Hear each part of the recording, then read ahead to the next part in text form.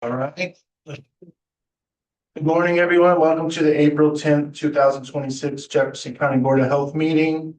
I'd like to call this meeting to order. I'd like to ask if there's any changes to the agenda. Well, we just have a couple of public comments. All right, so we'll get to the public comments here in just a second. The agenda, or sorry, the minutes from March are attached. We have 2 minutes. 2 minutes. Yeah, let's start with the March 13th regular meeting. And I call for a motion for approval of the March 16th. I March do 13th meeting. approve the minutes of March 13th. I'll second. All in favor? I Aye. All right, and then we did have a special meeting, March 27th, 2026. I'd like to call for a motion to approve those minutes. move we approve the minutes of March 27th. I'll second it. Any discussion? All in favor? Aye. Aye. Aye. All right, thank you. We will move into the public comment period. Do we have any public comments online? Don't see any. Right, we do have public comment. Before you start, I just want to make one comment. Sure. I was not here at the March 13th meeting because the county commission had scheduled budget deliberations that day, which was pretty much an all-day meeting. So I hate missing your meetings because this is one of the friendly groups that I support. We missed you. Okay, well, thank you. And Brandon, I did get your email this time, so. Yes, sir. All right. Making sure of it. A good deal. Thank you, Eric. Thank you, Jack. All right, public comment, we have someone here for public comment? My name's Bill, I'm in Ray, here with the Bear River for the dispensary. I don't have too much for public comments in general. I know you guys have done this a few times previously, and I've been speaking with Dr. Reedy. So basically, we're just looking for the letter for change of location for us. The location we're looking at is one of the strip malls down in Ransom.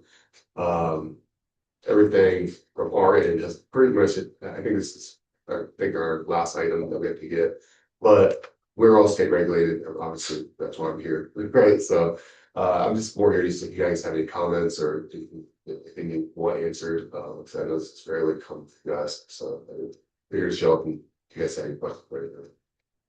So we can't do question and answer with public comment, but if we wanted to, we want to move the cannabis out in the agenda, if anybody does have questions, We can do that. No. so we don't waste your time. Thank you. As exciting as these meetings are. Yes. All of your life. All right, anything else? No, And what was your name again? my name's Bill. Bill. All right, Bill, thank you. And then we have, Good morning. I'm Bob Wines. I'm the immunization director for West Virginia from the State Department of Health in Charleston. They do let me out of the office every now and then. I have to schedule about 4 months in advance, but I'm over here in the Eastern Panhandle this week. We've had an immunization roundtable meeting yesterday in Berkeley County. And I felt it important enough to come over here today. And I've been trying to actually meet Brandon since he was appointed your administrator. And then yesterday he made me aware of this meeting. And I said, well, this is very appropriate because I have a presentation that I wanted to make to the health department. And certainly I know that you all govern what the health department does in this county. But the immunization division in Charleston has certainly been distracted, maybe is a good word, with everything that's going on in Washington, D.C. and with the changes in immunization and vaccine requirements and best practices.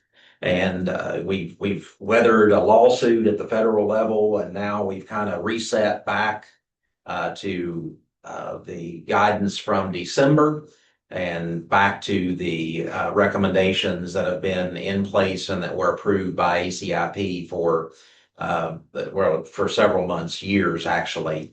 So I did bring with me this information. This is from the Common Health Coalition. This talks about vaccines, missing the vaccines, and the cost to public health. Certainly, the cost to you all if you have a measles outbreak or something. It's really a great presentation. It was just released about probably 45 days ago, and it really puts into dollars and cents what we would be facing if we did not have very tight immunization guidelines and we did have outbreak. I know you all are very close to at least two other states, maybe three other states. My geography is not very good in this area, but there's measles in I think all your surrounding areas, and I feel because of the stringent immunization guidelines that we have here in our schools and in our communities. So far, we have not had any outbreak. So, and you all know all about that because you've gone through it with COVID. We were all there. I was at threat preparedness at the time as the state planner. That's where Dr. Reedy and I got to be such good friends. It seemed like we were on calls every day talking about something to do with COVID. So thank God that's behind us, but it could very easily come back.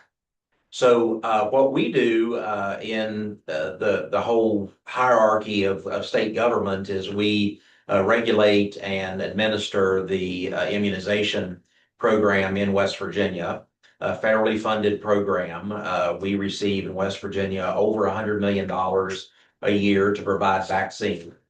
And part of what we do is outreach, communication, education to counties, to providers, to health departments, to medical providers.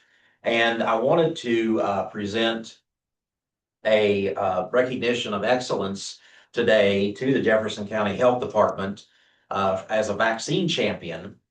We set criteria across the state for all providers to meet. And any provider, which the health department is a provider, that exceeds that is recognized.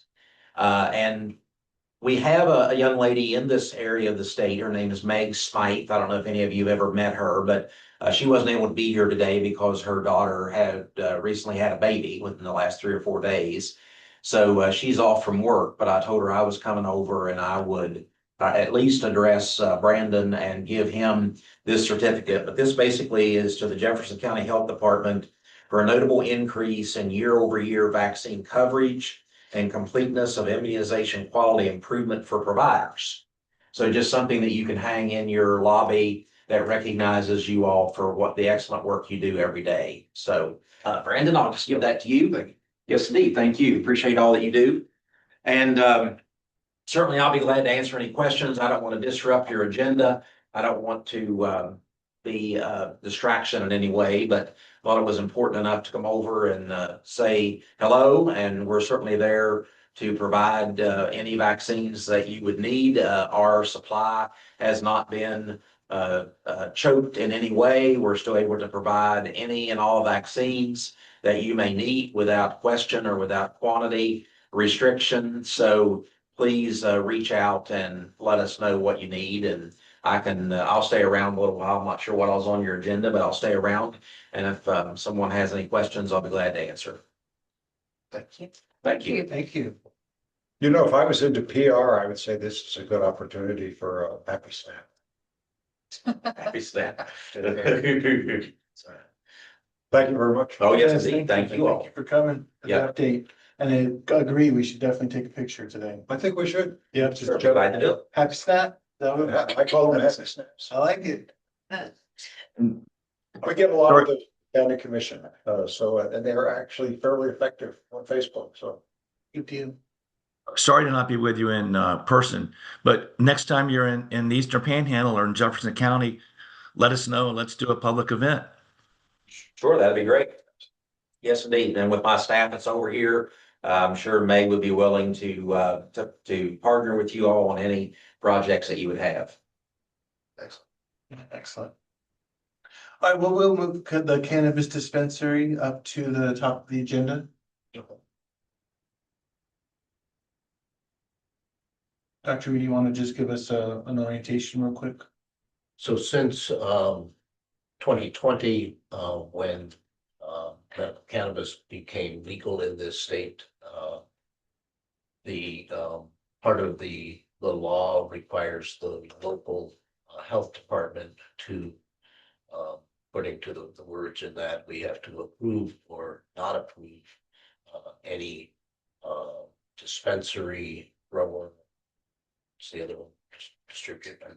I forget what the other is, but so we don't decide anything to do with zoning and where they can be or not be.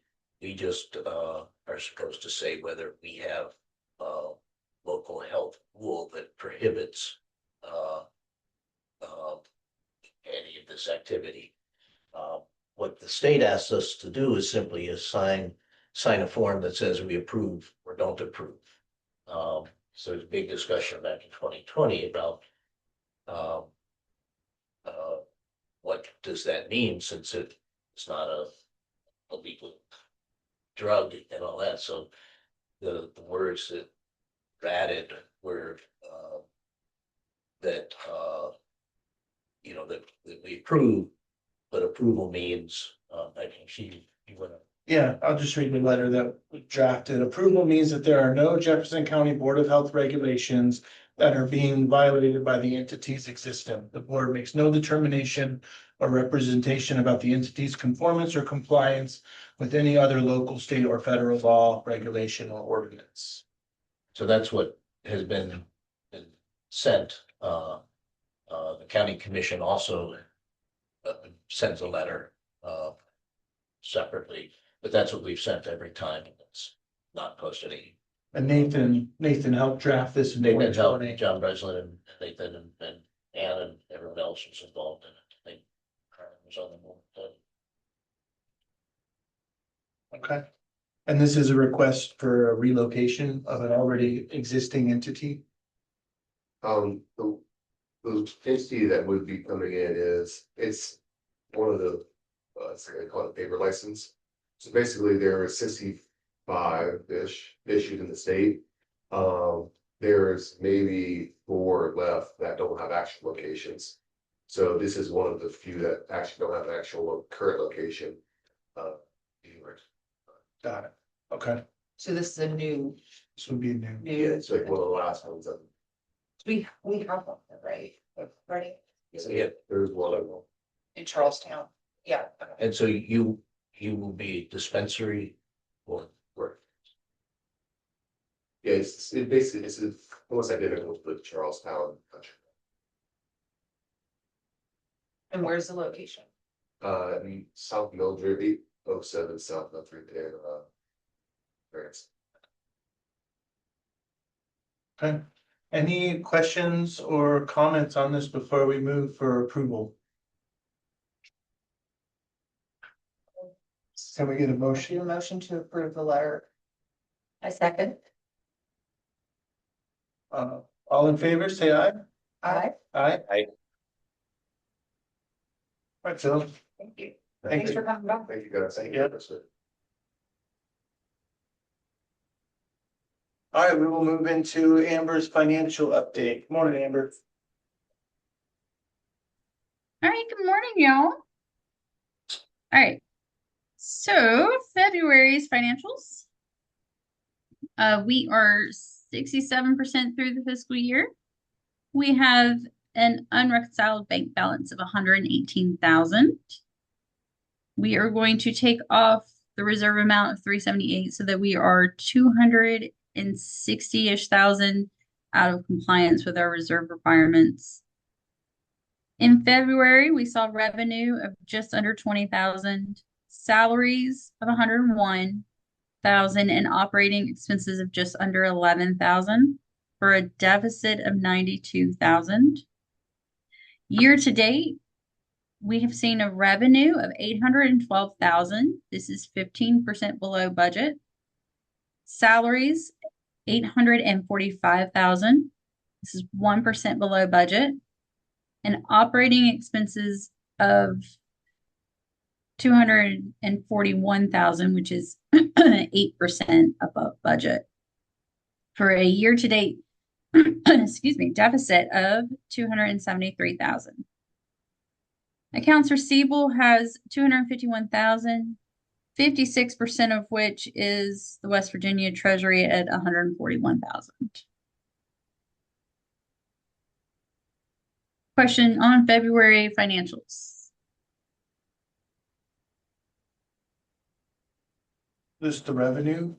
Uh, any updates, kind of things that stick out in February? So I will tell you, MMSW is supposed to get back to me today, regarding where we stand with our billing and how well that's been, what we've brought in compared to what we requested out. I'm supposed to get a breakdown from them as well, on for the last. It's just to see overall how we've been doing, if it's comparatively to previous.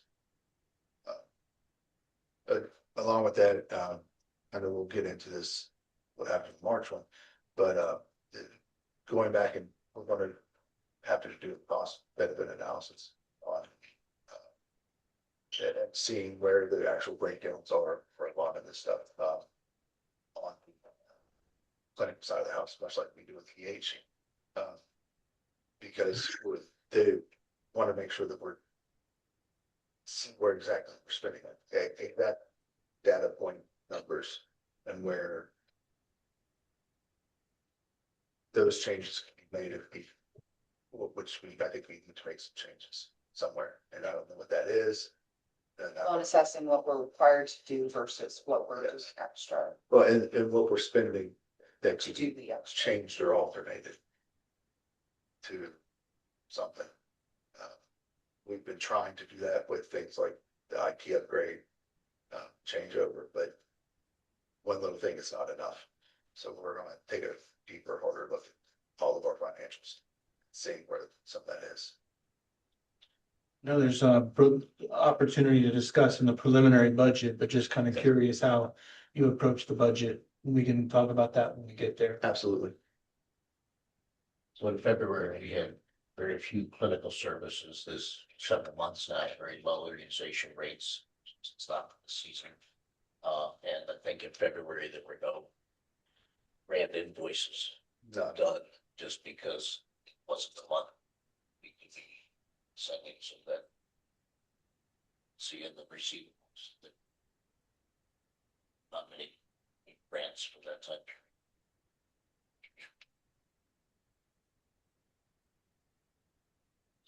All right, can we get into April preliminaries, see where we're at, and maybe discuss a little bit further. Yes, sir. March check. Or March, sorry. Yeah, absolutely.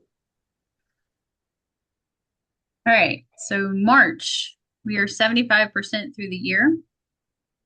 The unreconciled bank balance is 68,000. Before you get alarmed, we are missing a lot of tiny deposits. We're a little bit behind on recording and reconciling the bank. So I wanted to let you guys know that there is 234,000 in the bank.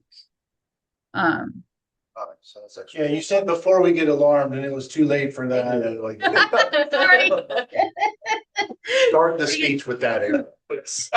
Please, for my sake. So send out that update with the.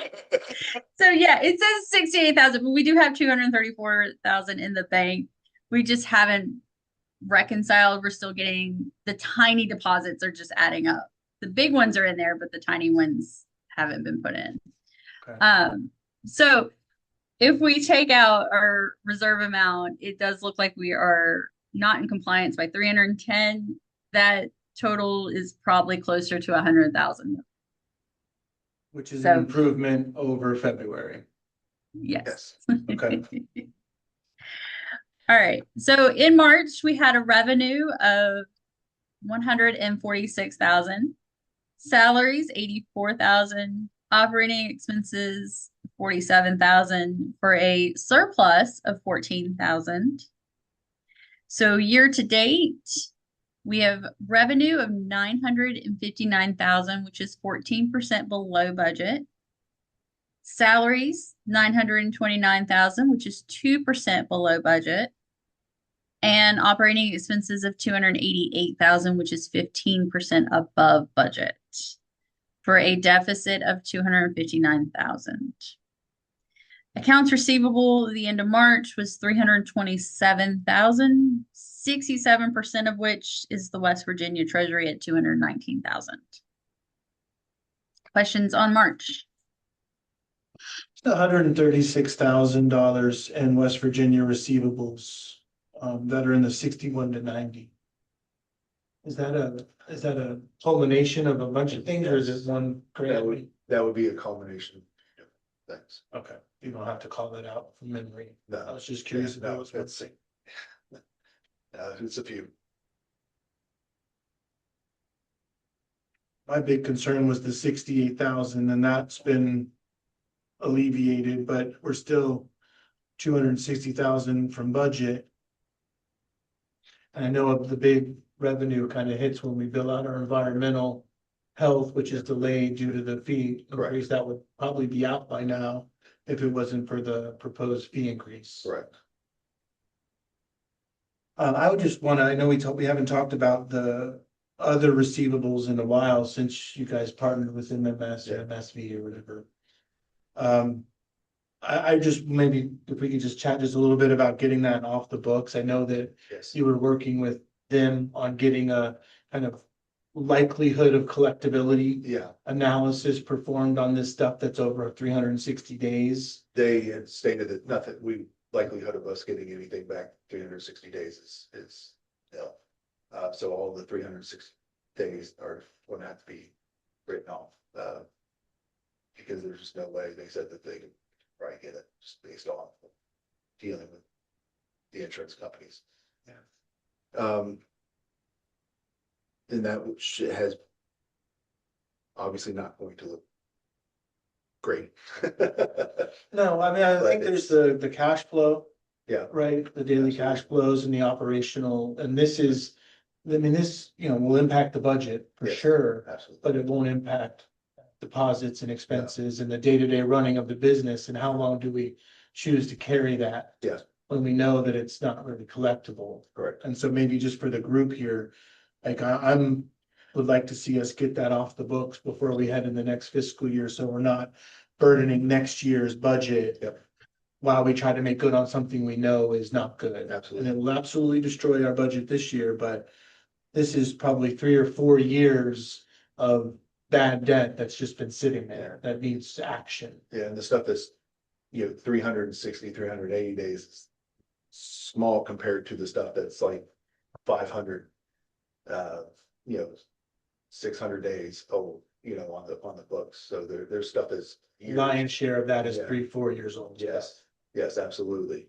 I mean, it's a bunch of small little things too, which is the craziest part. We will have that off the books then. Get it all off the books. Yeah, well, before we do, any concerns from anyone on the board with that decision? And Amber, anything we should be thinking about from an accounting perspective on that before we do it? I can't think of anything, but if you guys need help in entering it in on the books, just let us know. Understood. All right, thank you. All right, any other comments on the February or March finances? All right, hearing none, can I get a motion to approve the February finances?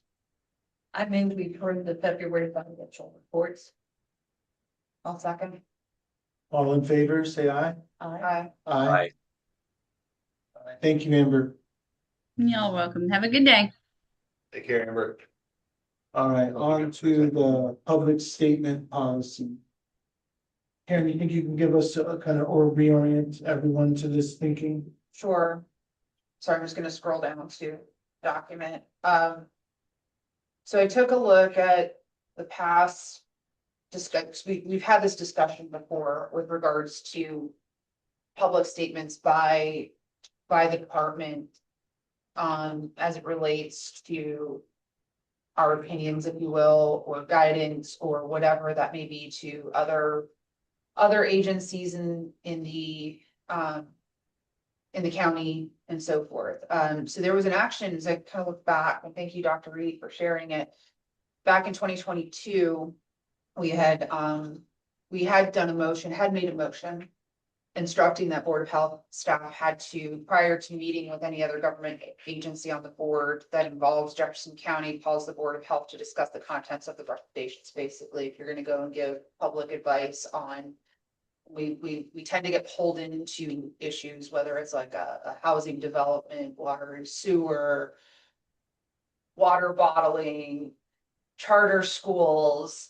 There's just sort of, whenever there's kind of a thing happening in this county, Rockwool, we sort of tend to be an agency that gets drawn in, and our scope is pretty limited in terms of what we oversee and what we don't, and what our responsibilities are and what they aren't. And so going back to this conversation back in 2022 was actually around school masking on the tail end of COVID. There's a dust up with the Board of Education and not, having public comment, and we gave the opportunity for public comment, but then they were asking that, both sides were kind of getting us to try to say something, and so anyways, so fast forward to some of the more current situations that we've been asked to engage on. We've had a couple of conversations now in this board about how do we sort of help provide some guardrails for the staff, as well as sort of clear delineation of what is said by this department publicly, especially outside of the scope of what we're responsible for. So I looked back at the bylaws. So it was just a motion of action. It was never put into or I guess it wasn't put into the bylaws when we took this action back in 2022. So my proposal is that we do put it into the bylaws so that it is very clear. There is not an existing section of our bylaws addressing public comments or public communications. So my recommendation is that we amend the current bylaws to make this public communications and official statement section Article 5, and then move the current Article 5 to Article 6. And that because Article 6 just deals with the amendments to bylaws. So it's a little bit more operational on the back end of it. And so basically, provided the outcome of this, it's no pride of authorship here in the sense of, again, we're trying to provide guardrails that helps protect staff in terms of what they're being asked to engage on, while also providing oversight by the board to be consistent with the policies that this board sort of helps advance. So trying to balance not being too restrictive. This does not apply to, we have a vaccination clinic. This does not apply to today's National Vaccine Day. It does not apply to, we're hosting an event about STDs. It's none of the operational, or if you have to do a public health emergency. So this does not say, okay, there's a measles outbreak. You do not need approval from this board based on this language, or at least how I intended this language. That, it doesn't prevent this board from doing its legally obligated activities, but instead is more focused on any kind of policy or weighing in on stuff that may or may not be in or out of scope for the health department. Thank you for that, Karen. And I know it looks really long. I was trying to condense it down, but I also wanted to do the best possible way of kind of accounting for all of this while giving that flexibility and not intruding on the responsibilities. But like I said, no pride in authorship of this. One thing is that we cannot vote on this today because unfortunately I was not able to get this to the board. We're supposed to give any kind of bylaw changes to the board 5 days before we meet. So today would be just discussion, and then we have the ability, if we wanted to move forward with this, to vote on it next. I think that's good to just give more time as well to review it and have a further discussion before we finalize it next month. But any comments or thoughts initially, as everyone has had a couple days to review this? This is just a little bit more expansive than what we've really done in the past. Yeah, and we never put, again, it was a motion that really, quite frankly, is in play today. But I remember even the conversation from 2022 is sort of how do we create those guardrails, but don't overstep and sort of compromise the actual day-to-day functions of the board, of the health department. So yeah, it became much more detailed so that we limit the ambiguity of it. But I think to that point too, is that if it is too restrictive, then let's discuss that too, and welcome to the world of policy making. Yeah. The what if, but for, how about, Just speaking for the environmental health department, I did share this with my staff this morning, and they said that based on this language, they were not concerned that it would impede any of our activities, and they appreciated the clarity of the language. When it comes to, like, I sit on the LEPC. They asked, or Dr. Reedy sits on the LEPC as well, when they ask questions regarding, the health department, this or anything like that, is that going to impede any of that situation? Or ask our opinions on the situation when it comes to LEPC focused initiatives? LAPC? Local Emergency Planning Committee. Because that's one of the things, emergency management is one of the things that the health department are a part of. Right. Right, CTUB is another one that the county commission has requested that it be on the health department, be on that committee. When they ask, and that's just one of a bunch, right? Like, I deal directly with JCCM, Dr. Reedy does as well, or QRT team. Try to corroborate, work together.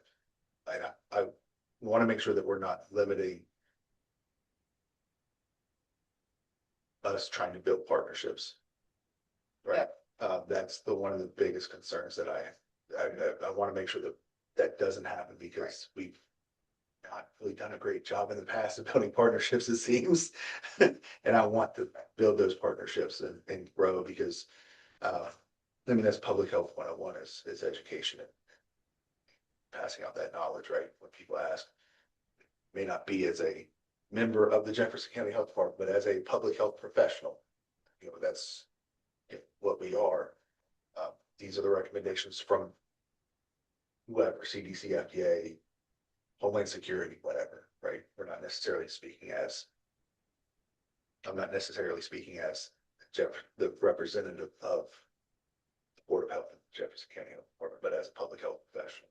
I just want to make sure that we're still, because also the last thing I want to do is say, I don't know, I gotta ask the board. Well, I think it's, and I think about actual examples Mhm. to sort of describe that, but there's the work that we're required to do by state law and Yeah. what you're supposed to advise on. Yeah. Okay. Where this has gone asunder is into the policy space. Yeah. And I don't really want to rehash some of the recent Yeah. discussions on that, but it now becomes an opinion of the health department Right. that is now more policy versus what is actually your, Okay. so actually, I will use some examples since I asked you to use it. So, in the case of the Fox Glen, there's a discussion over public sewer there. We're asked to say our assessment of the current septic systems there. That's a political situation. And then there was contradictory information coming out of this organization in terms of what that assessment is.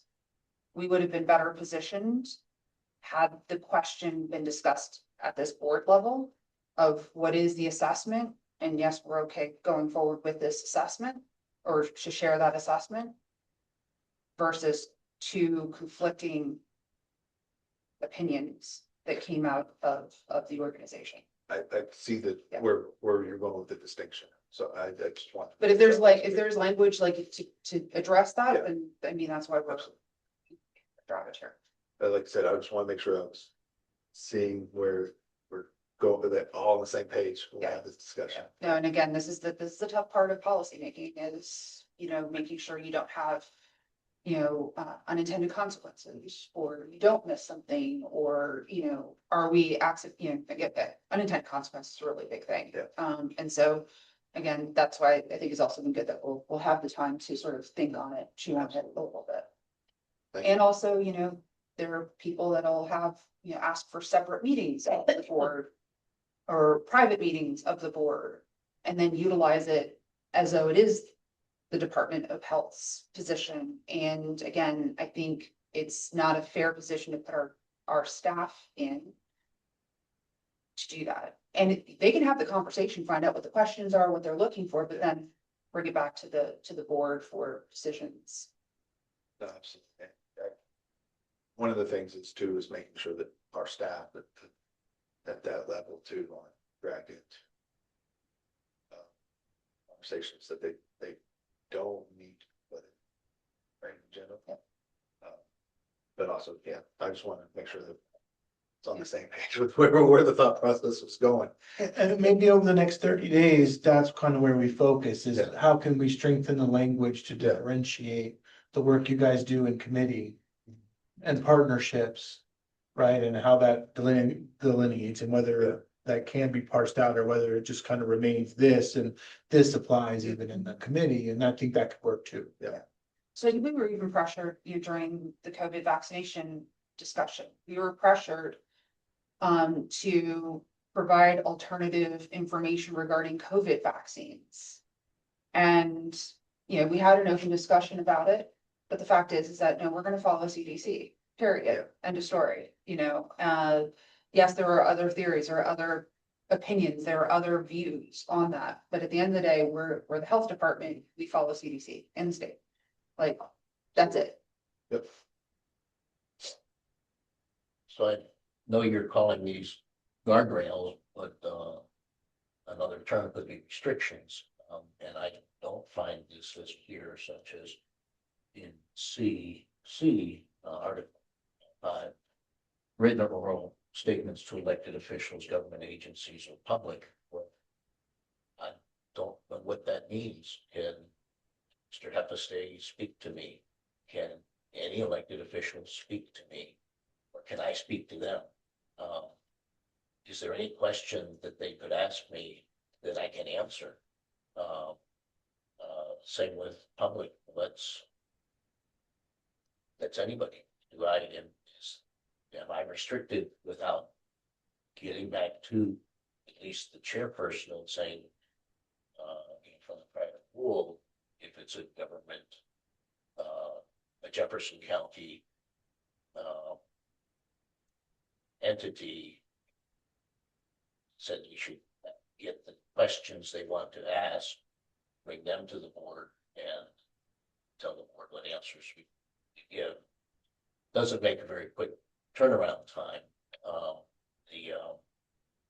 But it's so what members of the public can we talk to? What we brought up the emergency planning committee, if we would meet with any of the municipalities about operational plans, preparedness, the counterterrorism committee, and other things. You're on water board and the nuisance property safety. So those are giving advice as a member of the health department under the supervision of the board, but that would mean before you could, or I could interpret it to mean before you could give an opinion about an issue there, is you'd have to bring it back to the board or the board to the position. Does that mean a property that needs to be condemned, that you as an individual can't do that without the board? No, if it's a property that has to be condemned under health law, that's law. That's not an opinion, that's law. Under E, it outlines the things that it does not apply to. The issuance, denial, suspension, enforcement, permits, licenses, inspections, notices, citations, or orders. I thought would cover that, as well as statutorily required notices, findings, reports, or determinations in the course of regulatory. So yeah, I think it would fall under that exception there. But I do see your point about the water advisory, specifically because in that role, I am asked to provide guidance to the county. commission, like as a representative. Can you give us an example of what that might be?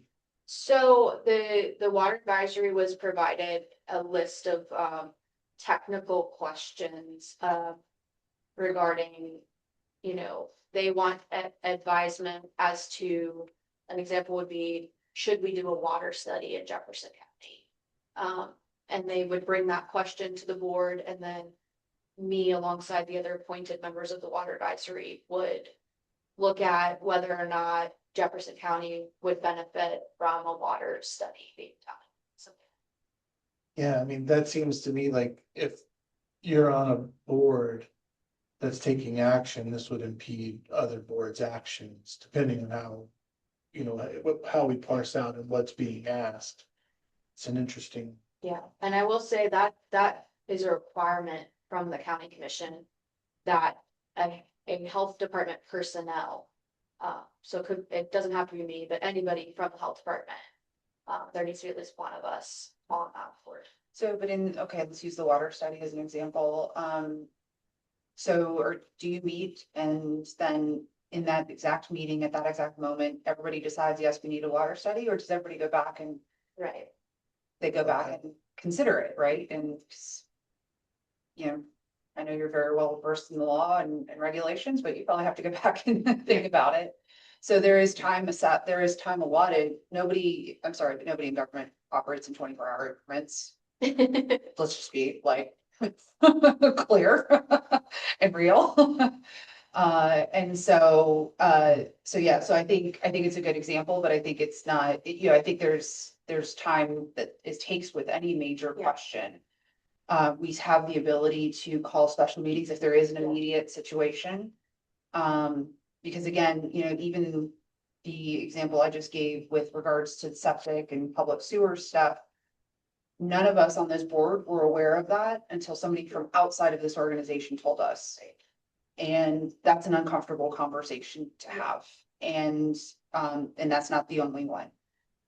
That's what we're also, I think, trying to solve for here. None of us should be hearing from outside the organization. Yeah, no, as you're talking it through, like, they could actually facilitate more partnership Right. because our board is aware of what that board is doing versus not hearing about it at all, as an example. Yeah, that makes sense. Maybe in the course of agendas, just have a regular agenda about a report out of the collaboration work. I know you'll add in stuff that, there's a major event on emergency response or, again, partnerships with the Jefferson County Ministries or whatever the case is. So you guys have talked to us about some of that, but not necessarily all of it. So maybe it becomes a standing agenda item of status of partnerships. So you're agendized, so you don't have to think about it. And, oh, shoot, I forgot to. Yeah. Which I do myself all the time. But so have that as a regular occurring agenda, so you're covered that way. And then there is something that happens that needs immediate thing, that's what the special meetings and emergency provisions are there for. And which we've utilized when we needed to. And just throwing this out there, like, if there is confusion about, hey, whether or not, like, after we adopt this, and I'm just gonna throw this out for maybe language or just understanding. It's, I can give you my opinion, but this is just my opinion, and the board would need to make a formal, so it's not formal until the board does. And so, like, if you're ever in a situation where there is something, I think we can institute verbiage that, hey, this is what I'm thinking, but I've got to go back and the board has to decide formally. And then in that agendized section, we can formalize it, maybe even put out a letter stating such so that it becomes more official, our stance. Yeah, again, it gives you that protection. And you can look at it as restrictions or you can look at it as protection. Every single day I get asked legal questions and I'll say, I'm not a lawyer, I play one on TV. Yeah. But here's what I think it is, but let me go back to the attorneys and just make sure what we're talking about is correct. And So another question is, sorry. Go ahead, Dan. I'm gonna say the other part of this, and Karen, I really appreciate you taking this on, and I think you've done just a stellar job here. But two thoughts just to pull on this thread a little bit more about the agenda. And certainly appreciate the collaboration, but I think it would be helpful, to add that to, to the ongoing agenda where there's collaboration or things that the board needs to know about, but sort of being proactive beyond that. If there are other, public engagements, um, to the extent sometimes, I mean, I guess things could happen in less than 30 days, but to the extent that there's a proactive engagement beyond just normal collaboration, I mean, that's the kind of thing that we'd like to know about. The other thing that we all did in government, which maybe, and this is a guardrail. It's not a restriction, but when I was in government, you used to have to say, I'm speaking, on behalf of myself. I'm not representing the whatever, nor the views of any whatever. So I mean, that's just standard. So I wonder if we as we go forward with that, I mean that's something that we ought to consider, especially and not I'm talking in the normal collaboration or sort of back and forth. But if you ever find yourself in a public meeting, it was it sort of gave everyone the protection in government. It was a guardrail, not a restriction, but maybe something to consider in the next as we go forward with this and think about adoption at the next meeting. Yeah, because like even the county commission, they have to put out an agenda in a certain time frame. If they're seeking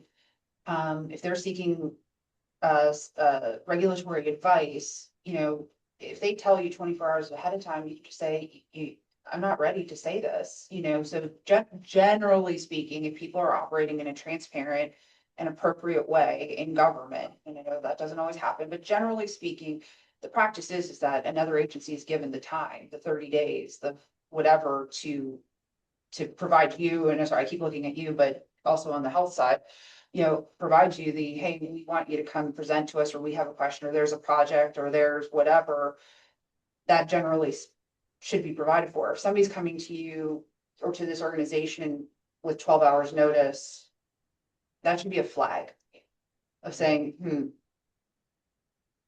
unless there's, again, some emergency situation that, the water treatment plant blew up, and what do you think we should do? Okay, but that actually fits under the emergency provision. So there is a flag if somebody's sitting there saying, oh, I need you immediately and I need you to advise on this immediately. That's, you have every right to push back, and that's not an uncollaborative attack thing. It's a respect thing, and it's a transparent thing, and it's a deliberative thing.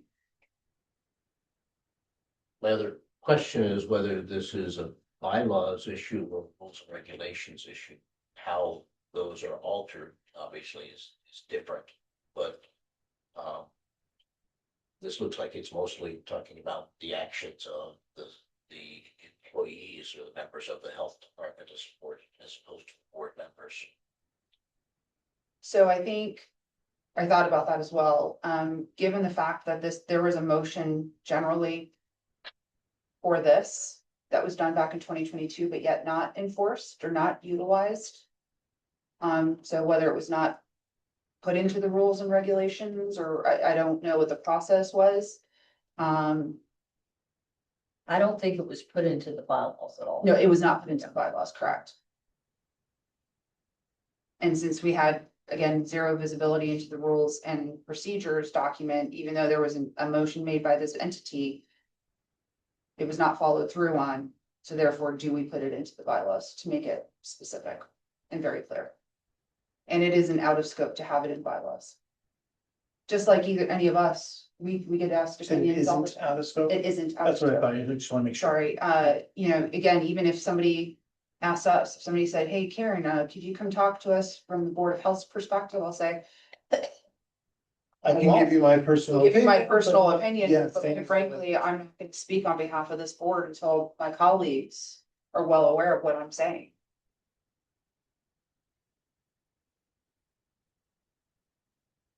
I mean, I think back to your original point, we have 30 days on this, but like looking at, subsection C, with the written or oral statements, maybe there's just something in a language we can put there that can bring to life what we're kind of talking about, the operational versus, and I don't know what that language is, but we have some time to provide a little bit more clarity on those two things.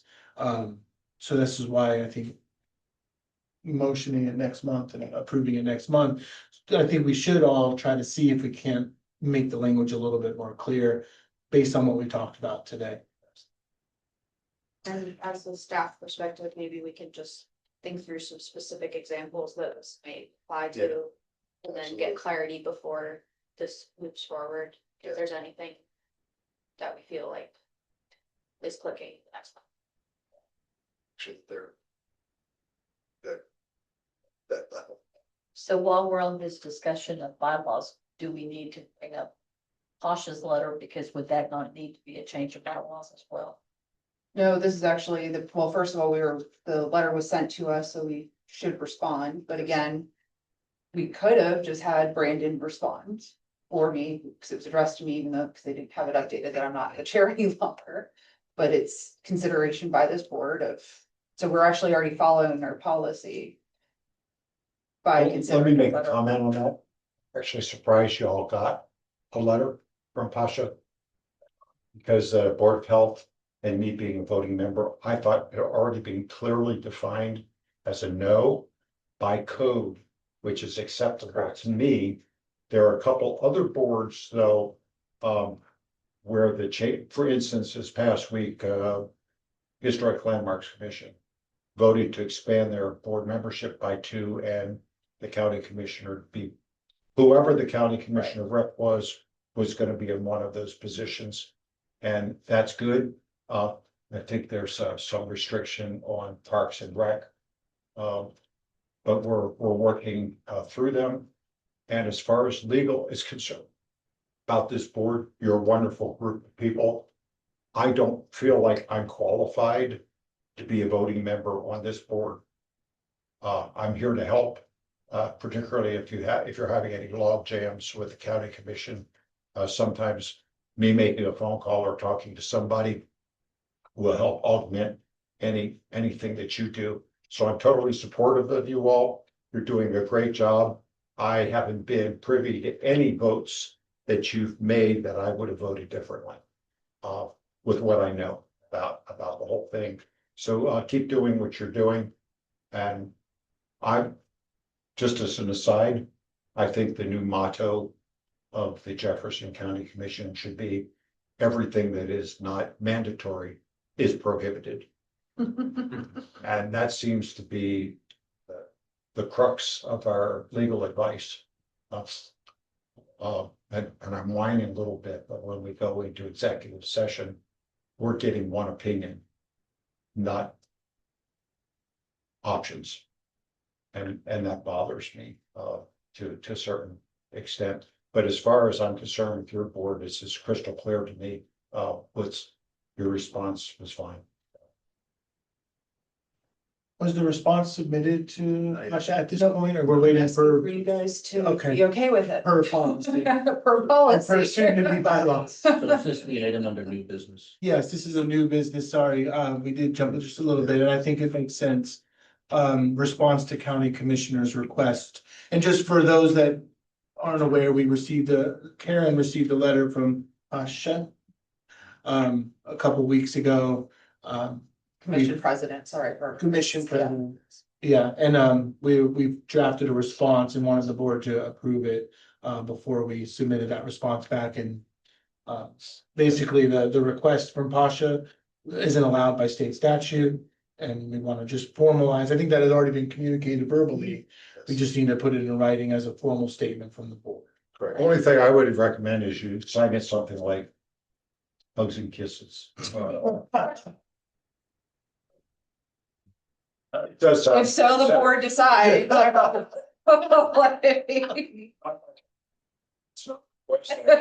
Think of options, I heard it as a. It's on the building minutes. but it's like some of the correspondence I see is fairly terse. And I don't want that with this board. Yeah. as far as I've said it before, I'll say it again, I think this board is golden. And you do a great job. One of the reasons they don't know the new president is our stupid webpage isn't being updated regularly with membership, and it's causing a lot of confusion around the county because it's a difficult page to update. That's what I understand. And so basically, instead of doing it, they've just decided to hold off until the new .gov webpage. In the meantime, is causing a lot of confusion around the county because nobody knows who's on first anymore. And so don't feel dissed.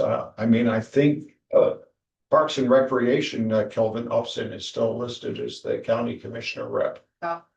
So that, it's pretty old news around there, but Right. I'm promised this new webpage is going to be whiz bang Okay. and perfect.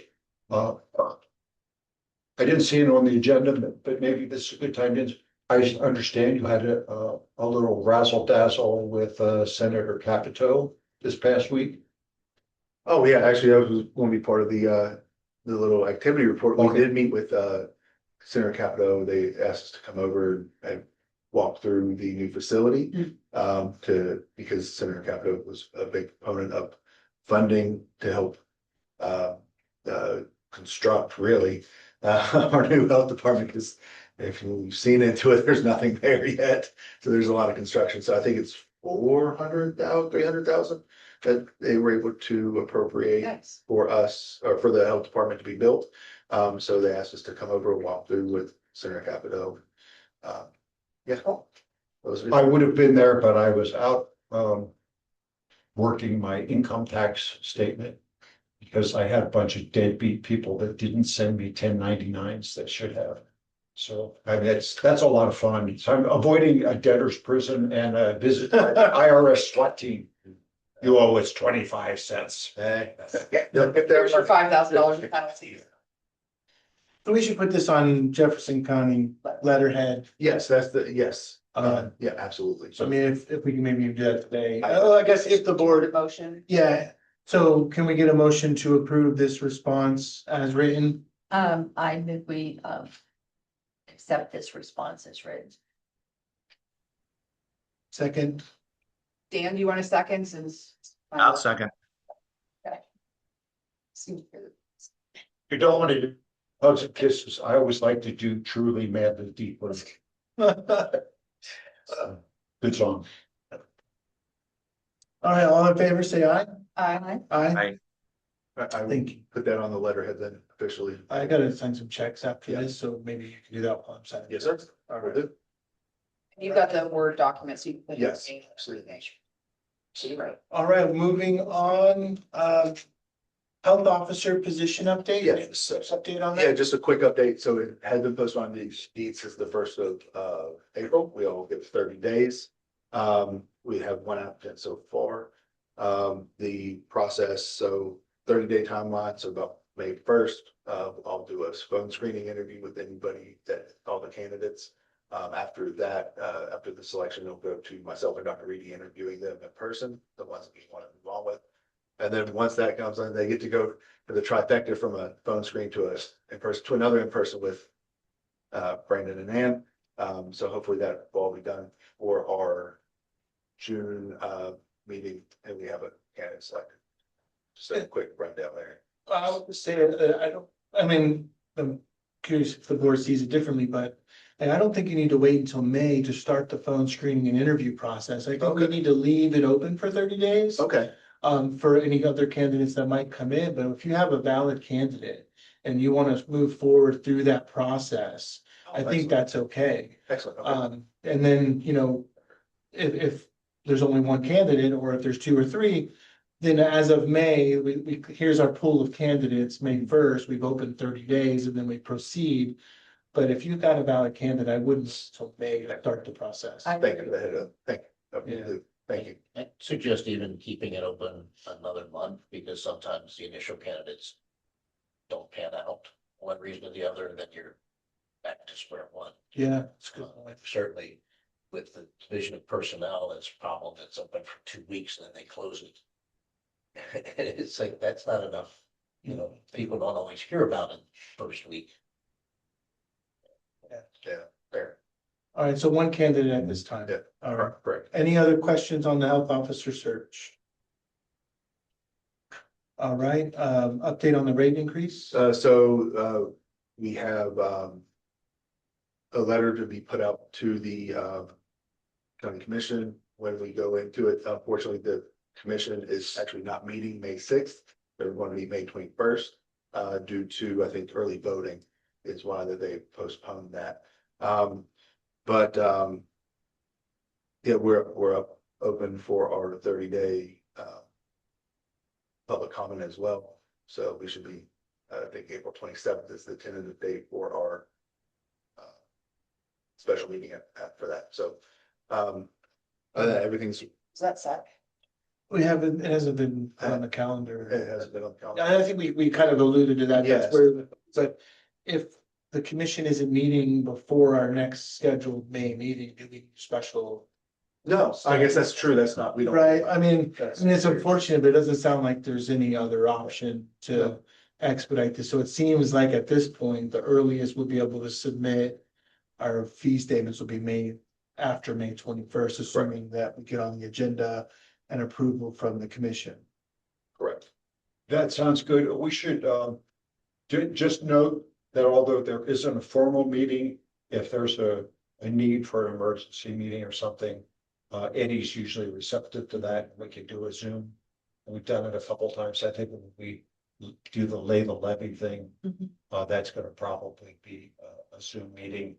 So we still have that option in our back pocket for some things, but yeah, there's that notification Do we time. want to put that in a, like, when we send it over? as I think commission? we might need to do that because this stuff really needs to go out by May 15th. The issue is we can prepare them in advance to automatically send on a date, but the issue will then be the influx of all of them coming in and then having to make sure everyone gets their permit by June 30th. Right. And sometimes people don't pay right away. So if they're receiving it, let's just say May 28th, they have like a little over a month to pay. So it just, it's a really good request. Our financial situation is looming on us. Yes. We really need this influx of money in here too. I agree with that. So So it sounds like we might need to in this situation. We obviously want to be mindful of. If you send an email to Eddie, CC me, on the email so that I know about it, just make sure. So, absolutely. All right, so let's keep the April 20, sorry. Yeah, so that we need to schedule the 27th. Is that gonna be a Zoom meeting? Should be a Zoom meeting. Yeah. Strictly Zoom. We just real quick check our calendars and make sure there's availability for the 27th. That's Monday, April 27th. And then I'm thinking 8:30. Sounds like when we did the 8 o'clock executive session, that was a little too early. Yeah. But also on a ad hoc meeting, I don't Yeah. want to eat into everybody's day, so Absolutely. 8:30, 8:30. April 27th. All right, here's some yeses there. Yes. And you'll make sure the notice is out and all of that stuff. Great. All right, great. And no public comments at this point? No public comments. All right, new business. We are. Yeah, actually, we have a presentation for the Rural Health Initiative by Andrew Oxidine. I said that last time. Yes, you did. Hey. Morning, Andrew. Yeah, welcome, Andrew. So he was gracious enough to present some slides. And this is, he'll have to explain the Rural Health Initiative. Because it's a kind of a new thing that is going on. So, Andrew, please. Thank you. I appreciate everybody for the time. And I realize when I sent you the one, I sent you version 1, not version 2, that has my edits. But that's okay. It's Okay. just, when you do format slide and stuff. I appreciate the time today. What I wanted to, I'll just wait for.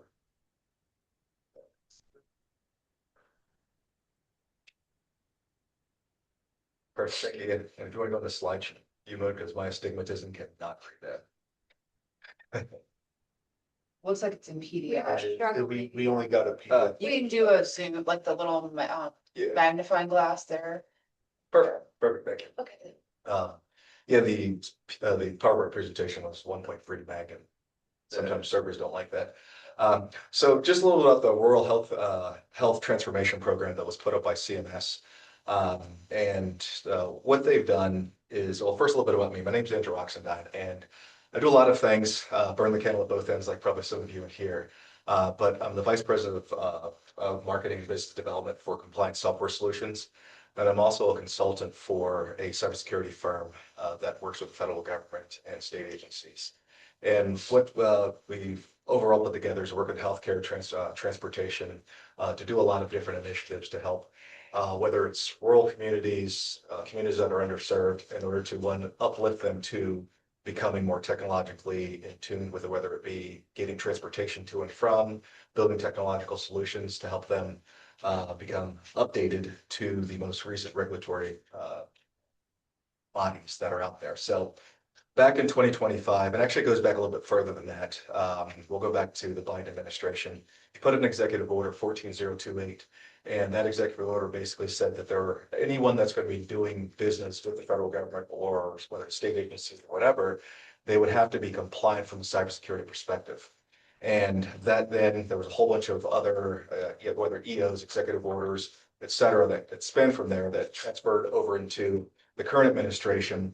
And that's where they decided to do a wonderful thing for all the states, put a whole big lobby out there for all 50 states and said, hey, we want to put together, in order to help the rural communities, uplift them into basically being more compliant to these regulations, as well as giving us a huge tranche of money so that they would be able to benefit the rural communities for healthcare, et cetera. So these following slides are going to outline that, and then also outline our governor's kind of strategies that I have behind that. So go to the next section there.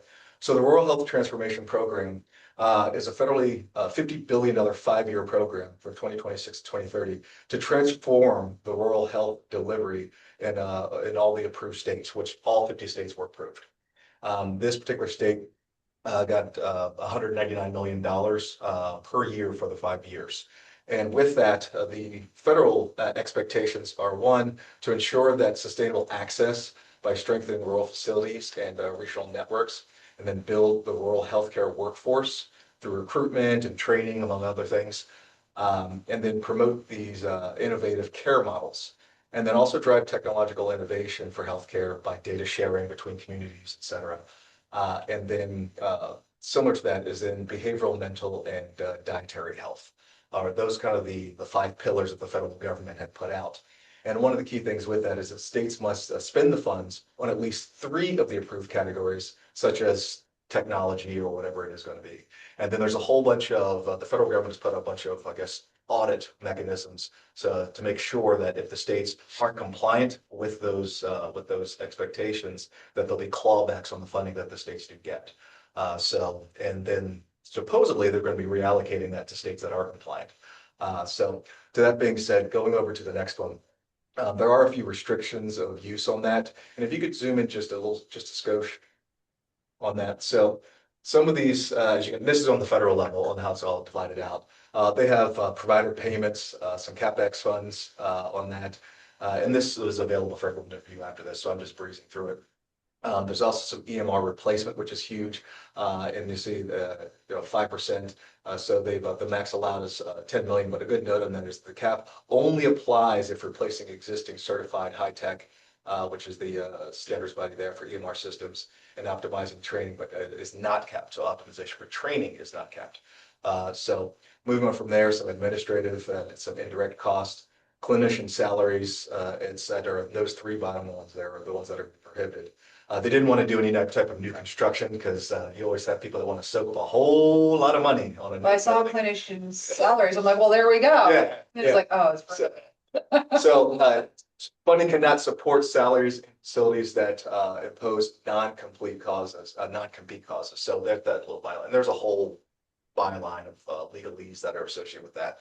And I just pulled this directly from the CMS site. So, but with that, so those are some of the restrictions that, however, there is a lot of wiggle room with those when you look at the legalese of it all, which is very, very interesting. So with that, go to the next section, please. So with that, West Virginia was awarded $199 million per year And we'll utilize those funds with 7 flagship initiatives. And this is right on the governor's site, as you can see there. So the first one's going to be the connected care grid, and that's to increase telehealth access. And with that access will be the state will be able to communicate not just from this community, but also other communities. The rural health link to increase transportation options, and then the Mountain State Care Force. And that's to aid in that's where the edits to come in, recruiting and training and retaining of medical professionals. Sometimes salary can help retain certain people, just saying. And then along with that, the Smart Care Catalyst to provide rural practices with technology and admin support to reduce expenses. And that ties a lot with the technology side, because a lot of times firms will come in to quote help, and they want you to rip and replace a lot of your current infrastructure, which is completely unnecessary. There are a lot of technologies out, well, not a lot, but there's a number of technologies out there that can overlay whatever your current technological infrastructure is, where you don't have to buy new servers and all that kind of stuff. Talking about 6 months ago. I was around, I heard the conversations, but I wasn't at liberty to speak. But say, that's a whole subject matter. Yeah, no, we just literally funded There's so much money that is Plato's ridiculously. call. Yeah. If you want to have a sideline conversation about that, you can. But anyway, health and prosperity pipeline to increase opportunities for job seekers. And that's more so in recovery. So those people who are in recovery or addicted to certain things, but they're in that path, the workplace health and wellness program. Then there's a there it is, a personnel health accelerator to empower West Virginia to eat healthier. That's actually one of the big, federal side. They want to make America healthy again, was actually the term that they put in there. And then the Health Tech Appalachia to develop and commercialize new healthcare technology. So that's right out of the state site on those 7 flagship initiatives with that. And it's interesting because with the amount of money that is being available out there, right now I'm doing similar presentations in 12 other states. As far west as Montana, as far south as Alabama, and as far north as Maine. So my goal realistically is just to get the word out, because I've been finding that people that sit at this level really didn't have a clue, or have zero clue or understanding of what actually was put out there. And my goal, or my company goal and Enclave's goal, from a technological perspective and a compliance perspective, is to really say, hey, what can we do to help in order to help you secure some of the funds at a low cost, so that you can utilize the funds more effectively. And then on top of that, be able to boost up EMR systems, et cetera, because as everyone here knows from a healthcare side, you go pretty much a mile in any direction in a rural area, and you have a bunch of people that don't have access, let alone can even get there. And that's also one of the initiatives of the governor, is to make sure that there's transportation for people to get back and forth. Next section, please. So with that, one of the things with that, as I wrap up on the help side, is just considering what your current initiatives are, your current priorities are, and looking into future initiatives on what you're looking at, because it's not just going to be something that represents this particular year. And quite frankly, because I live in the county, I don't look at anything for the next 5 years, just because that's where the money is going to be what's going to perpetuate past all of this, to make sure that for sustainability purposes, there's going to be a good foundation for that. So definitely must be compliant. And from a healthcare perspective, obviously HIPAA and high tech compliant, no matter what the communications are, no matter what technologies are put in, those are going to have to be federally compliant, because doing business I find doing business in states is they're going to have to be compliant with what the federal regulations are, such as the CDC. CDC has to be compliant with the new technological requirements and regulatory bodies that are going to be out there in order to even communicate, whether it be on the Fedwire side or whatever. They have to make sure that they're compliant with those. And then obviously must be secure. That's also be that, and then cost effective. Again, I will not state this much. For the past, since March of last year, when we got wind that this was actually going to be happening, the RHTP program, we realized there were a lot of just people out there trying to pat on cost of things that are unnecessary. And then must be interoperable. And the interoperability is not just with individual groups that are going to be in one county, but being able to communicate with other healthcare organizations throughout the state, because people move. And if their records can be transferred from one location to another, seamlessly and protected, HIPAA compliant, that is a huge deal. Because, you know, people are transitory and that's just the nature of that. So, for me, my perspective, and this is just kind of a statement that we have. So what we did was we worked with, a government agency, DHA, and we started developing, an initiative called CSSG Rural Uplift Solution. It's just cruise, a little fancy thing. That's all it is. And all we're looking for in this is that we're just providing the technological and operational framework that's needed to modernize the rural healthcare system. So that's just a little bit more about what I do I would like to say my spare time, but it's actually 12 hours a day sometimes. I just wanted to bring this to the attention to the board, letting them know that if there's any way that I could help, whether it's helping as you start to consider what your options are in your communications to the Capitol, being able to help, coordinate any documents, talk about decreasing expense, whether CapEx or OpEx, in order to help get this initiated throughout the county. I'd be more than happy to help with that.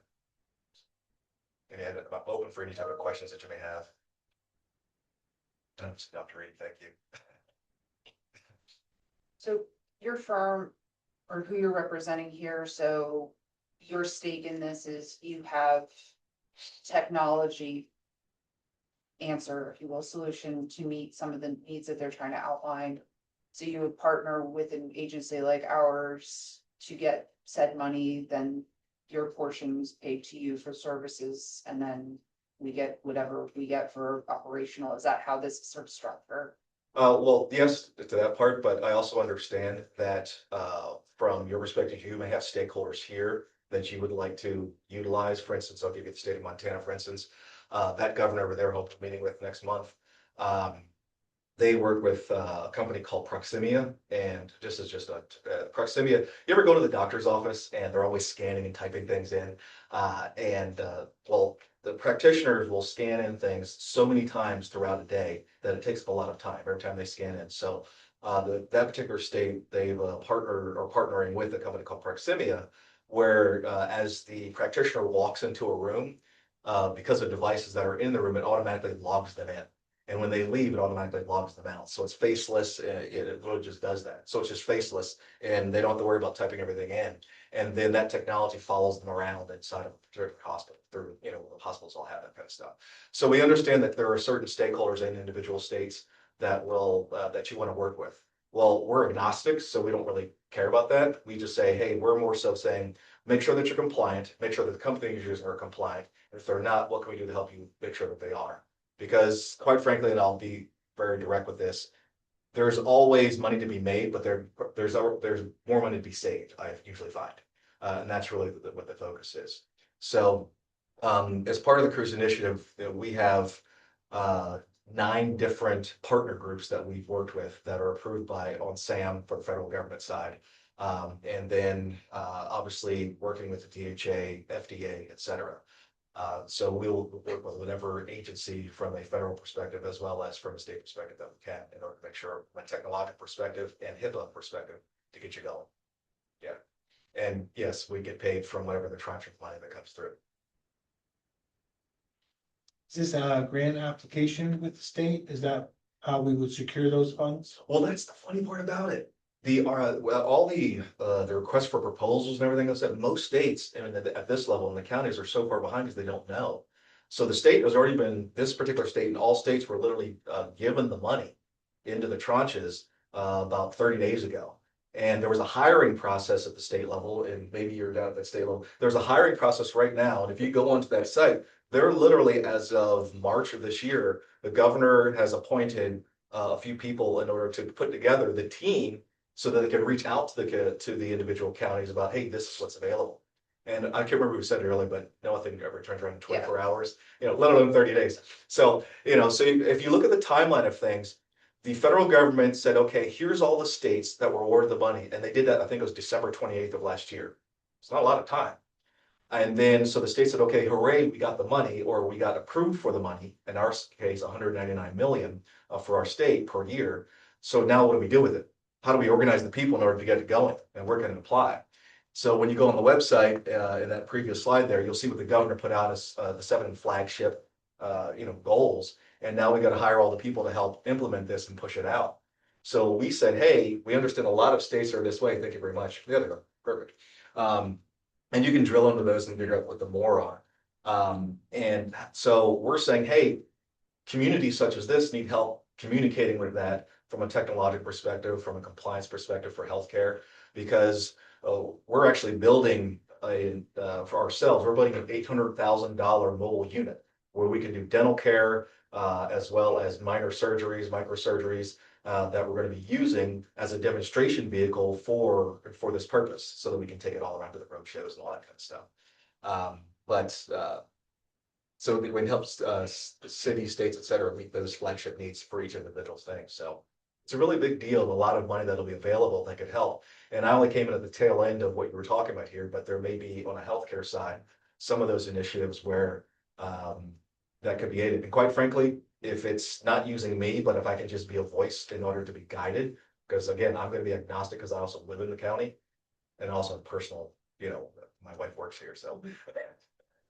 But I'd be more than happy to help in any way that I can, whether you use me or not, or the sort of resources I have for company wise, still. So we've obviously just gone through this tech upgrade. So would that have been eligible for this? Yeah, and I don't know anything about the tech upgrade, but I'll say this. Keep in mind, that was budget friendly. We Yeah. saved money by doing those. Right. So So I will say this. So here's what typically happens in a needs assessment from a technological perspective. A company comes in, okay, I know nothing about what happened, so I'm gonna give a scenario. we got off the state system, went to a private solution. Okay. Is much more functional and less Good. expensive. So what usually ends up happening is that they'll also say, State okay. tore out all of our infrastructure. Well, they throw it all out and they say, okay, hey, here's new servers, here's new routers. By the way, you may need to upgrade these particular wires, et cetera. Well, and this is the unique thing. So I'm a consultant for Enclave Networks, and what we've done is we have the authority to operate with the DHA in the White House. And if you ever see, and it doesn't matter who's White House, it's just there with the DHA. So what we've done is we've said, okay, we're going to do an overlay on top of the existing network. And this is all patented stuff.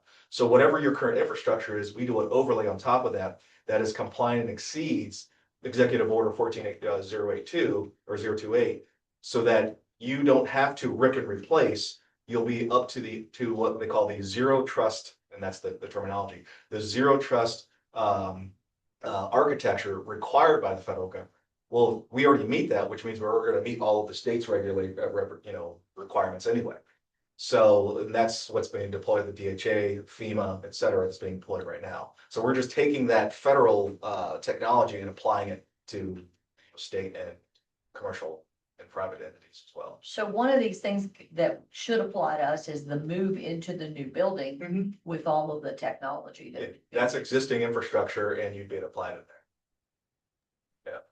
And I've been in that building when you had the grand opening and the ribbon cutting. I understand because I remember hearing Dr. Reedy and a few others talk about. Thank you very much for that walkthrough, by the way. I appreciate that. Making that particular unit as compliant as possible is the best way I can put it, is of utmost importance for many, many reasons. So how do we get started on this? What's the first step? It would, and this is going to be a needs assessment that would, from in that particular facility, getting a needs assessment, and it wouldn't be me because I work on the marketing and business development side. I would have someone else come in and it could be someone local here. Keep in mind, I don't find, it's not a matter of using me, it's a matter of making sure that it gets done correctly.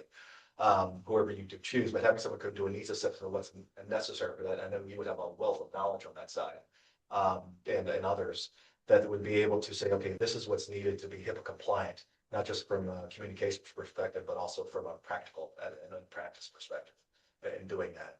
And then from there, being able to just see what the cost of that would be in order to make sure that you're going to be falling within whatever your budget constraints are. And that would be the first step. But these will actually be grant type things that we would need to apply for after we had established what that project. 100%, yeah. So we'd have to pay out of pocket, I guess, for the needs assessment and then. Yeah, and then perhaps in the back end, get that. Recruitment. Yeah, recruitment, yeah. And I understand as well as I was just at a meeting for 3 weeks ago with Alabama, and they are all in the same boat. They have no clue. And I was in Huntsville, my mom And I was in Selma as well. And everyone's in the same boat. They're trying to ask the same questions you are, and it's what do we do? Are there any requests for proposals out there? And it's a matter of contacting people on the state side of figuring out, How are we gonna do how this? can we do that? Because the states have yet to employ the people in order to communicate to you. Right. So that's where we're at. So I'm hoping that to expedite that process to that gap of 30 days versus 24 hours, in order to say, hey, we know about this, what can we do? Because as the individual, and since our county is quite frankly, has a lot of volume going through there in a number of ways, financially, et cetera, versus other counties, why not have us be getting a larger tranche of some of that infrastructure? That's my opinion. Yeah, my mind goes not just to us in the health department, but the entire health delivery system. Yes. The county, Yes. these smaller health entities, and how can we ensure that they're aware of this and that maybe we can, as a health department, navigate them through Yes. funding some of these things that they didn't have the funds to do before.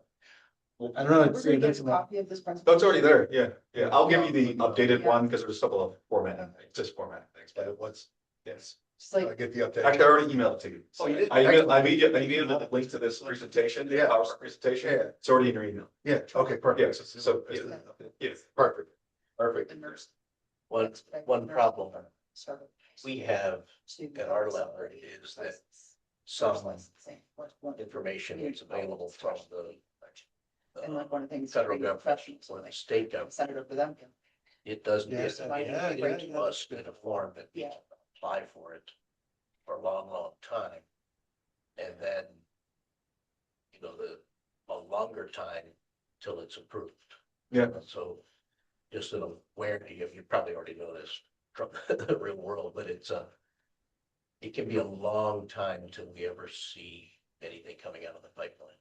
Yeah, and the interesting thing, I like that because the interesting thing is that it's also, if you don't use it, you'll lose it. It's kind of scenario. Yeah. From the state level. It's a, if you don't use it, you'll lose it scenario.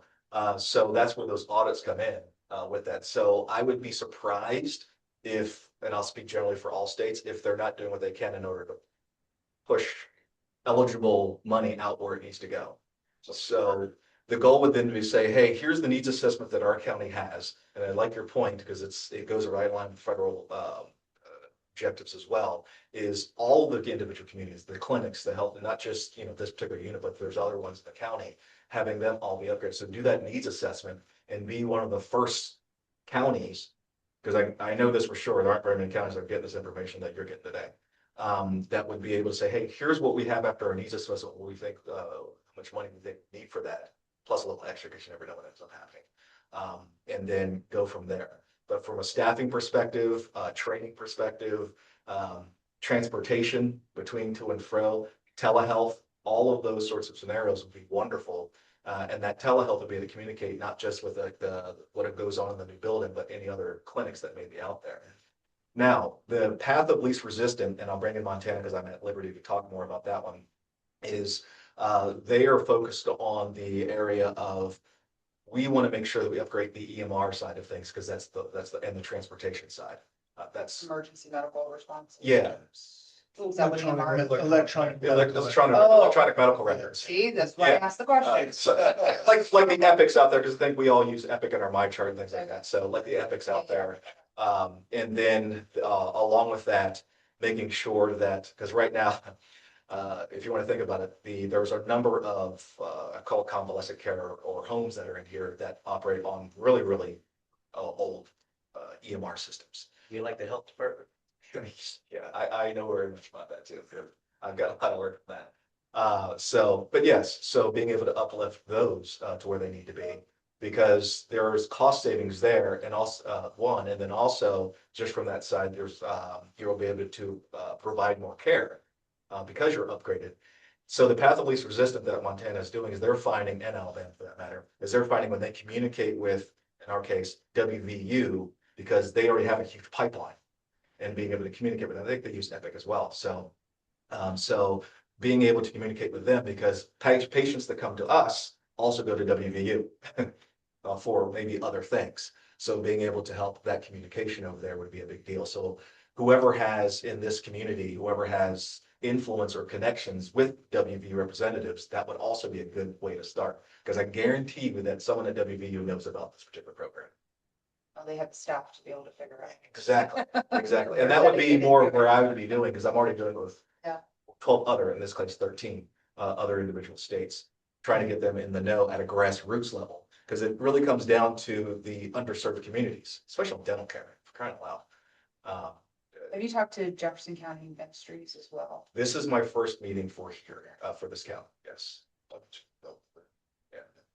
And all that should be part of that needs assessment in that, yes. Yeah, because they do, I mean, they obviously deal a lot on the individual needs, front end Mhm. services that, you know, I think we partnered with them in the past and sought mutual grants and so. Well, their focus is on that peer recovery aspect. as Right, well. and I was thinking about, yeah, QRT. Well, with our QRT. I know Pyramid's up in towards Martinsburg. I know they do it. Just across the county line. Oh, you just got to go again. I didn't know where that was quite across there. So we That's- actually interact with them. You account them. We get some referrals of patients Okay. and information transfer back and forth Okay, is a real problem. so we'll skip that part. Focus on. But yeah, that's very true. But So do we start out with that our health department contacts these other healthcare agencies to try to facilitate a meeting, even if it's by Zoom, to yes, talk about this and what the needs assessment might be? yeah, Would because that be, what is step yes, one? of- step one is to do that very thing. And then have this similar type of information session to them, because just as some of your brains are running, theirs are gonna be running equally. So that you can come together as a collective to figure out what the true needs assessment are for each of the individual stakeholders. And then say, this is what we have as a overall scheme that we could say, so we, or scope, so we can say, this is what we wanna send up to the state, up to the capital. To request for funds. Is it a community health needs assessment? Does there only one health need assessment for the county?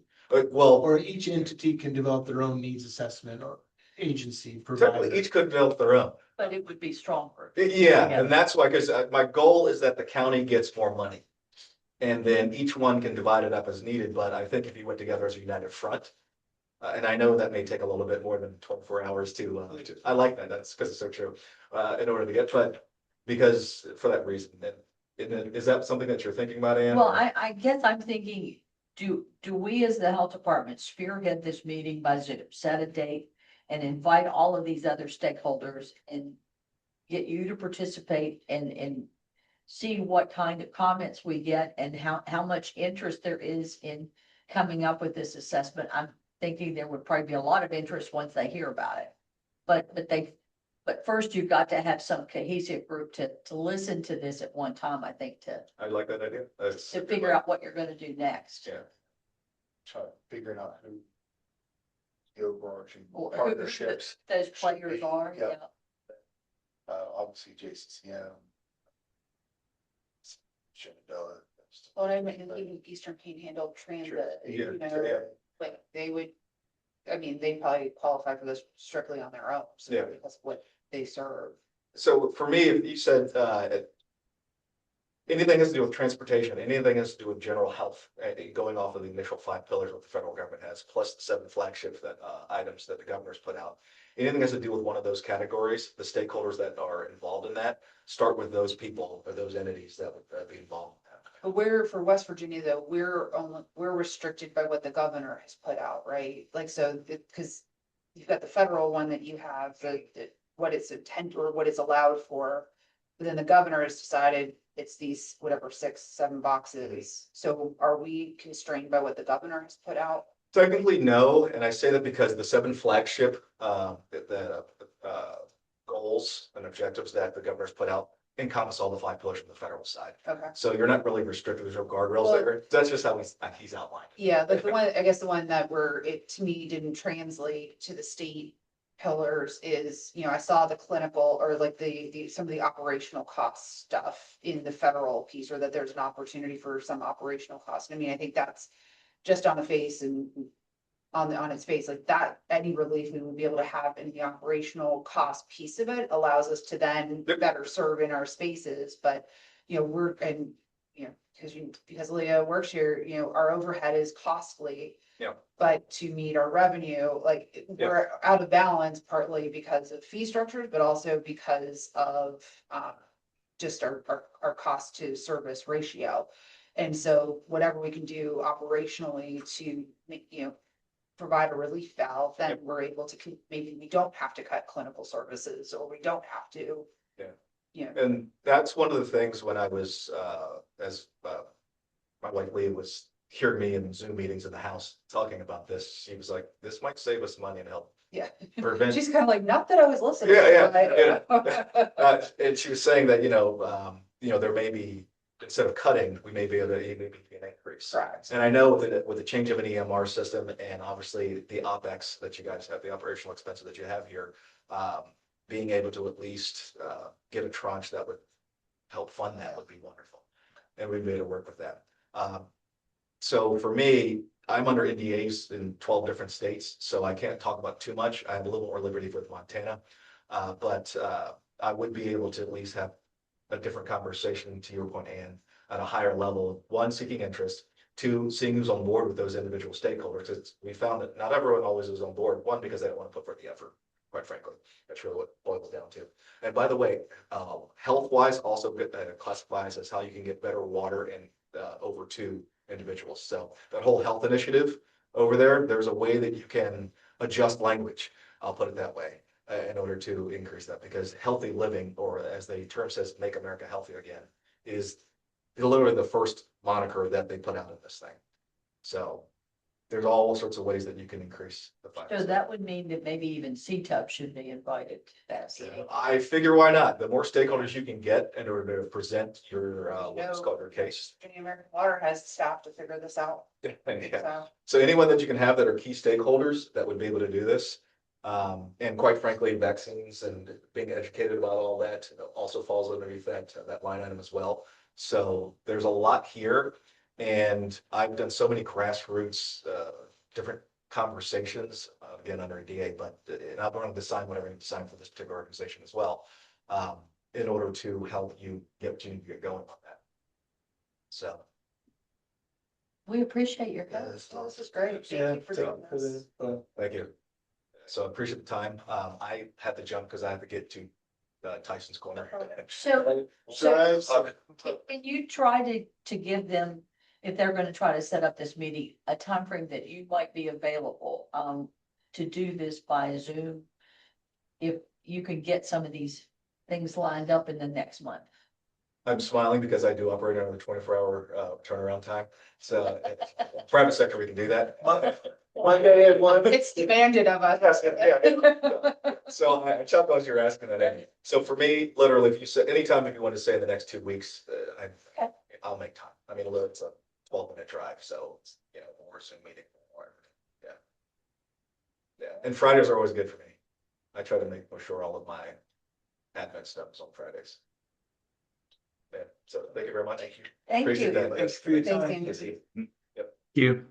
If you have any questions, oh yeah, forgot the people in line there. Thank you very much. If you have any questions, my email is on the PowerPoint presentation as well. All right, have a good one. Thank See you. you. You updated, is this mine here? You sure can. You can have that. That's all. Thank you. Thank you. I'll send everybody out the That would be- updated slides. Thank you. Yeah. All right, we'll move into the HC activity report. We'll start with I environmental. really had that. Expedited. Everything's great. Everything's great. And you care if I interrupt just for a minute? I've got to get back to Charleston for a meeting this afternoon. If you all want to do a picture, let me go ahead and snap that and then I'll get out of your hair. Is that possible? Yeah, Let's do it. Yeah. want to maybe get windy or something? Yeah, want to do it out front or? Right. Well. And then where you can listen, what's a good photo? Same. I think I was wearing. It's not a big shirt. Now let's just do it.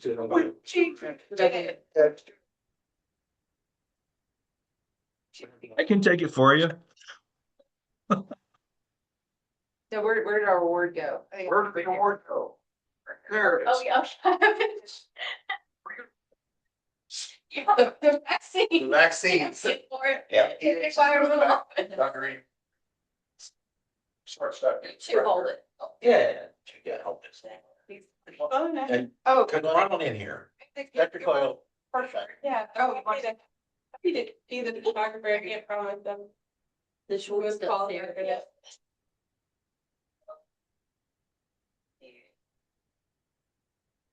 Say cheese. vaccine? Your lips, like your own lips. That, make sure you get the right side up. Are you? All right. Mission. Congratulations. Thank you. Well, want to know it's not here.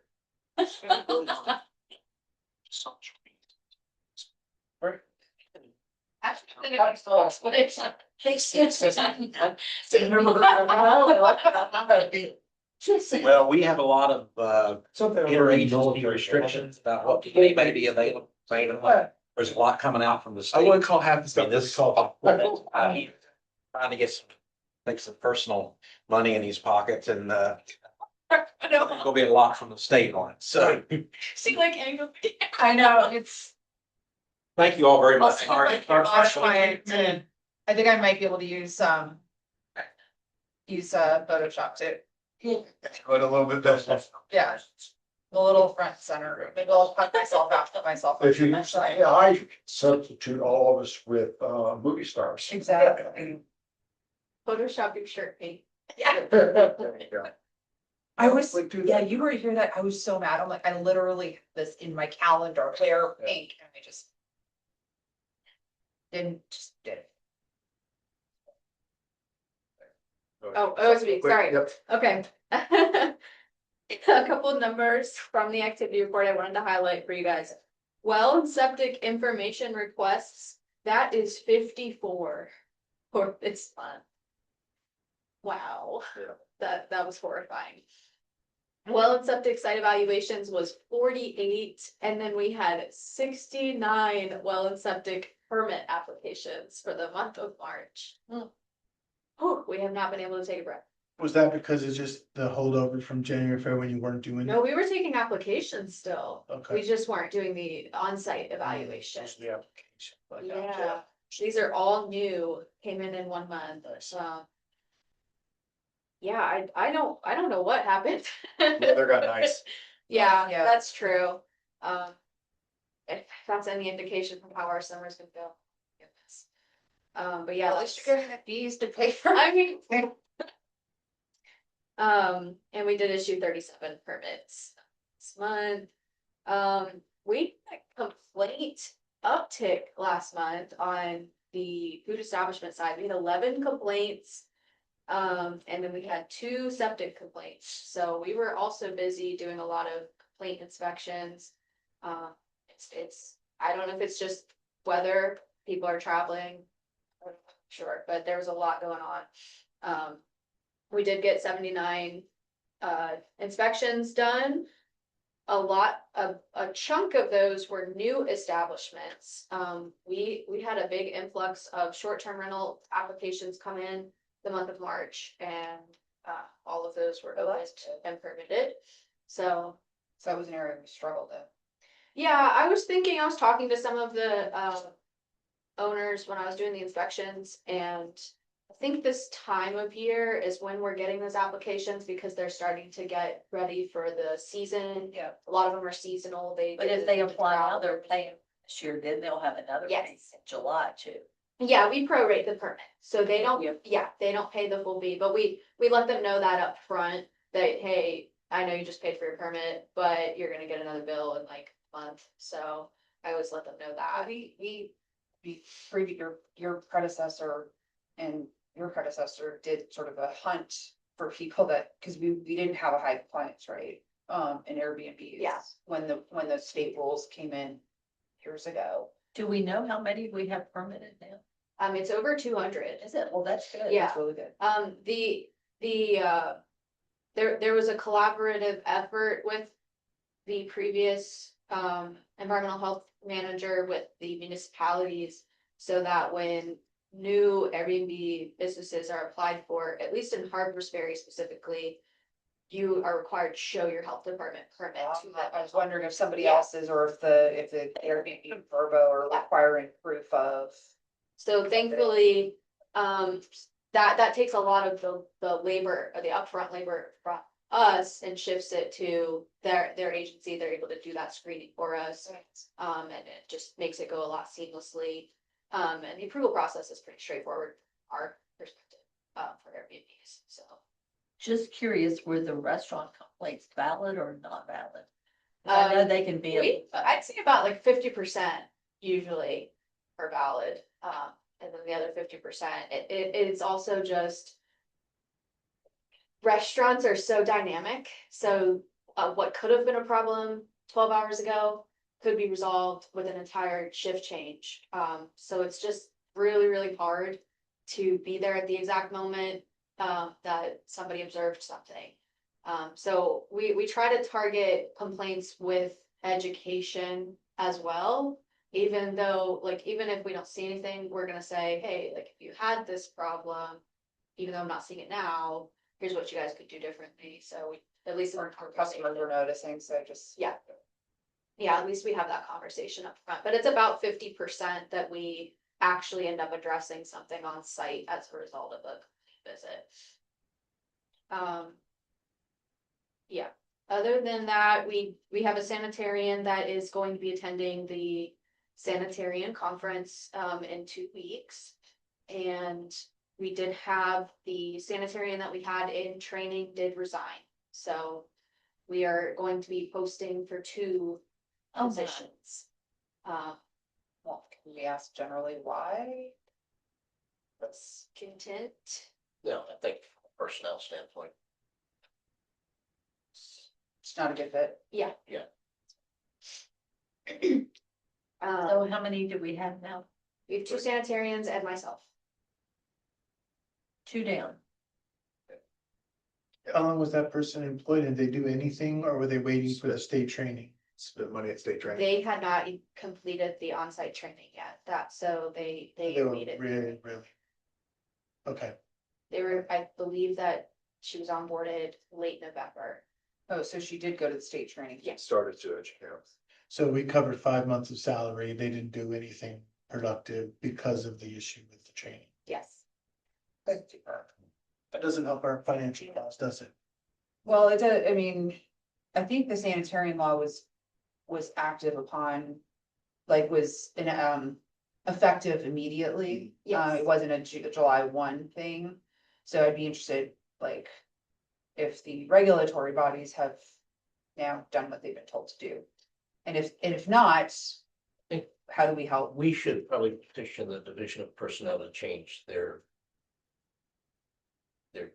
job classification, Yeah, because it now coincides with the law. right. So Instead of us waiting for some other agency to do it. the DOP hasn't updated the job posting to allow for the associate's Degree. yeah. Oh, well, then let's add it. If we can do that directly. Have you done that before? We have, there are certain Well, job that's- classifications that don't exist that can be made, but it should be something straightforward that the commissioner or whoever is be responsive to lists. I just also kind of whisper to them, the reciprocity should also be in the job description, so Yes. hold a valid license. Yeah. Of whatever the standards that were set. Absolutely.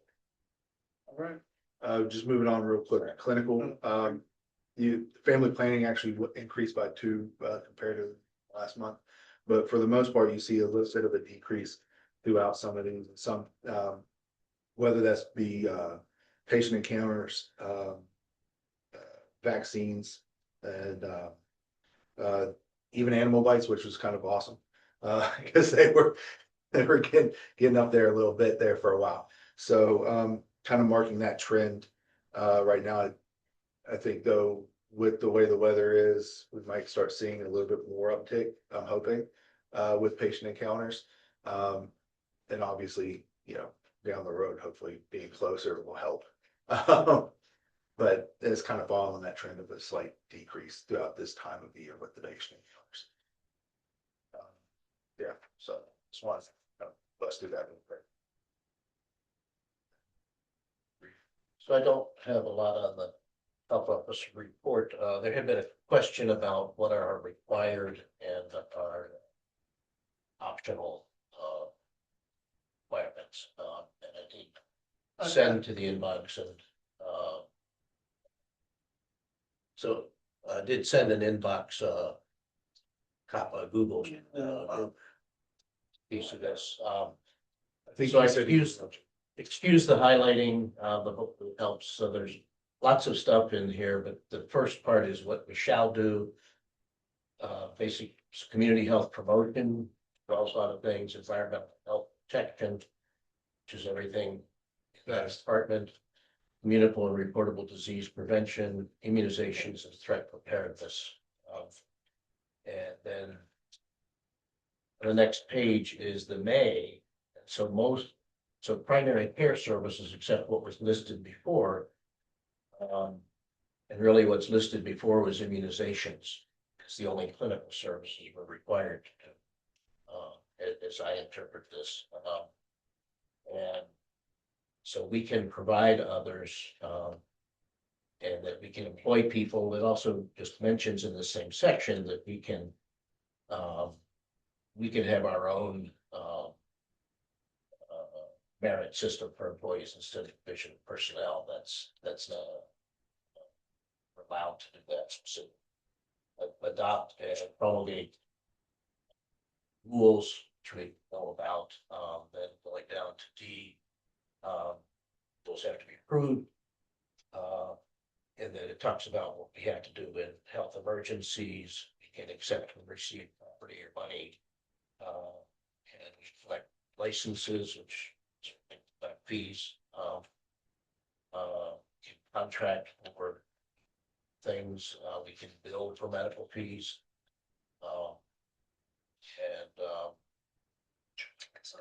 Big thing is if the governor has a statewide emergency, then we must comply with providing that. Hopefully that's not going to happen, but you never know. So there's not a lot of requirements from clinical services, and we're not providing much now. Community health promotion, and other things have really no income except the grants associated with this. So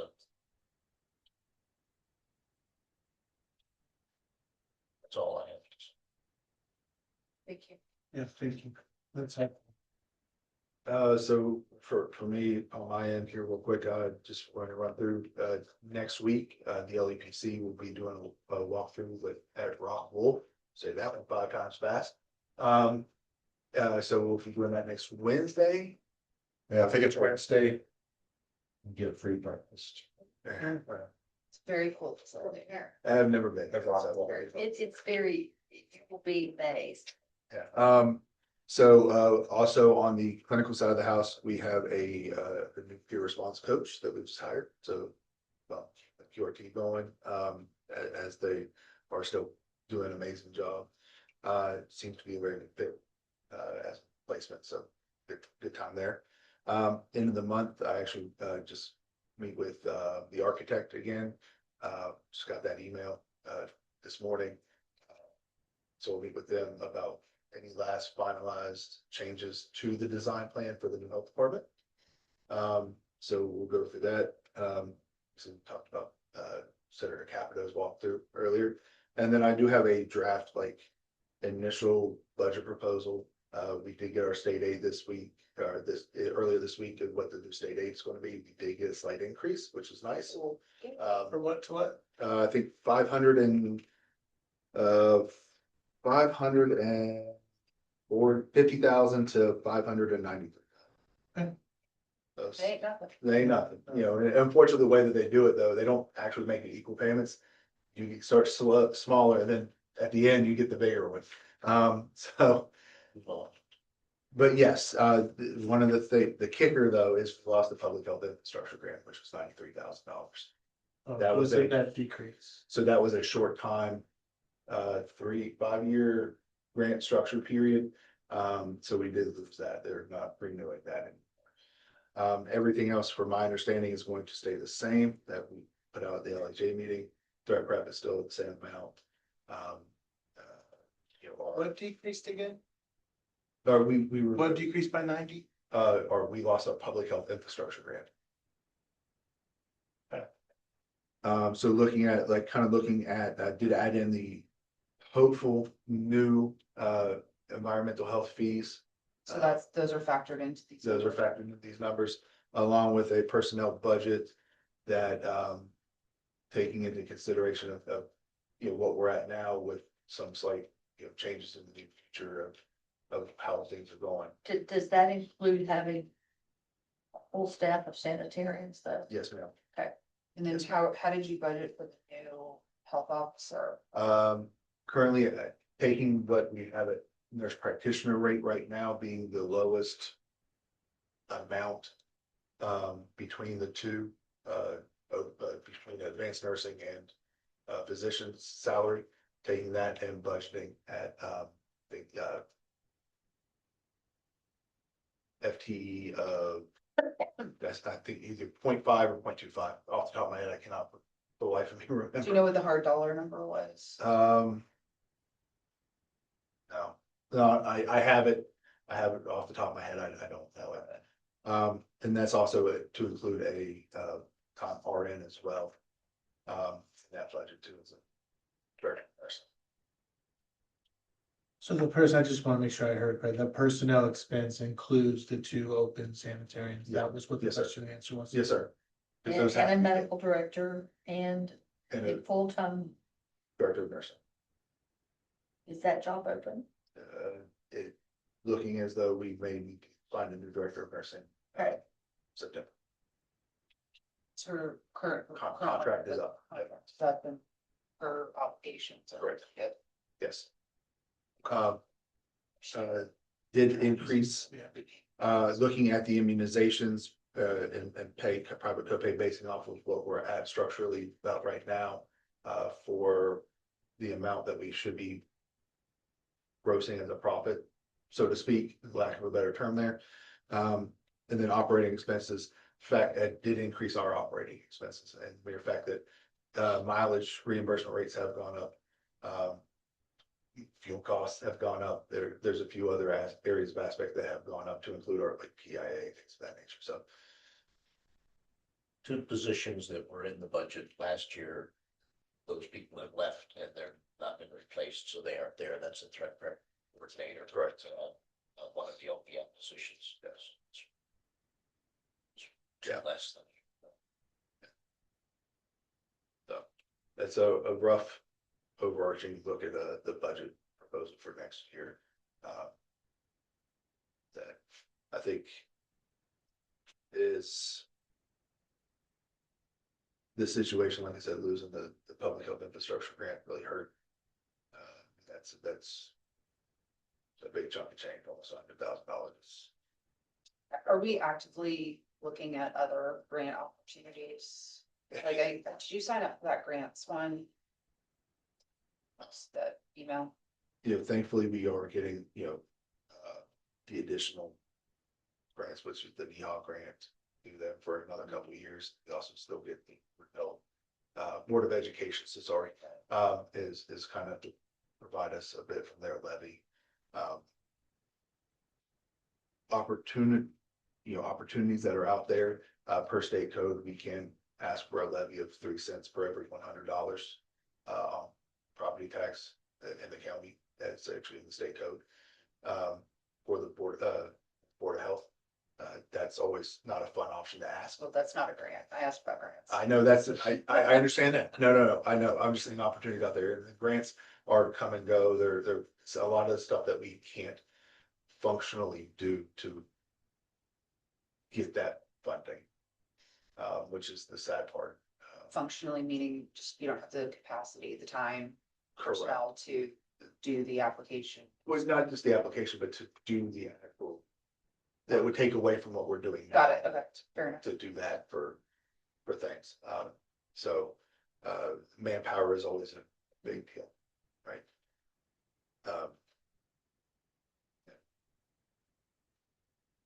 So maybe before next week, can you divide out the difference of the personnel costs between how much of it is environmental and how much of it is clinical and how much of it is other administrative staff, Yes. including yourself. Yes, ma'am. That could be. Absolutely, I can Lumped in easily together. do that. No problem. I'd like to see this compared to the fiscal year 26 budget too. If we could just have that as a reference. Absolutely, can do that. Yes, sir. Yeah, yeah, Perfect. and it would, and maybe a little more difficult, but kind of performance, fiscal year 26 performance to date as we close March. Mhm. That's what, 9 months? Yeah. Getting, and even kind of having a run rate of like what's, just so we can see kind of, does this budget reflect? Yeah. Realistically what we're spending, Oh, absolutely. Yep. some way or another. I can definitely give it, like I said, this is the Yeah, yeah, precursor, the initial, I wanted to. We have to vote on this. Next, no, Next next month, month. next month. Hey, so this is kind of like the initial little precursor, just to kind of get everybody. Thank you for see. doing it without us having to hound you. It's amazing. Love it. And, Like, I'm my question is, Yes, ma'am. my quick add, there's $144,400 here in basically clinical services money coming in. What does it cost us to staff that department? Well, I can find that out, exact Yeah. numbers, absolutely. Yeah, Those, again, that breakdown, I can definitely give us clinical, And I, And how I we think want- maybe you could do the same for the environmental side, but I think we pretty much got that last time when we yeah. were going over the fees, Yeah. We'll but just put those numbers. Oh, yeah, I can. put those numbers in there. From the spreadsheet that I have for personnel budget, I can always separate everything. yeah, and I think just given where we're at, we need to look at that. So Yeah. I like kind of seeing it, parsing it out.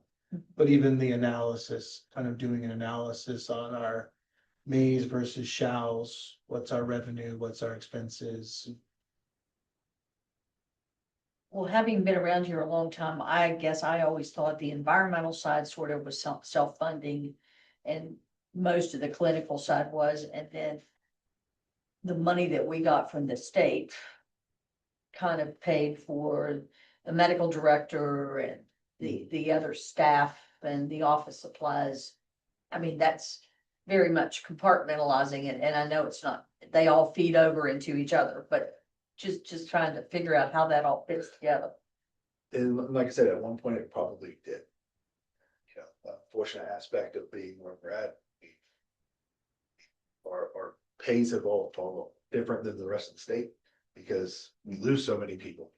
And additional aspects of cost of everything going up that we really have not, I don't think, factored really into hardcore over the last few years. And you've seen these inflations and things.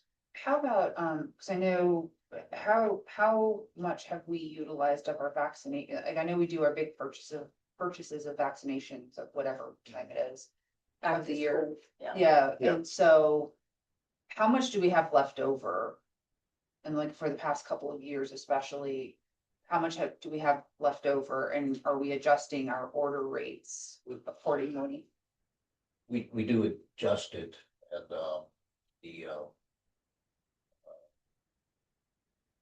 I don't know exactly like how many COVID shots were used. Some of the vaccines we can return,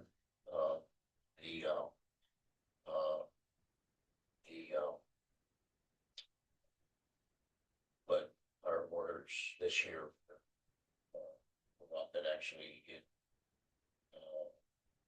September, I think, we had the big cost and very little purchase since then, and, But how much is left over?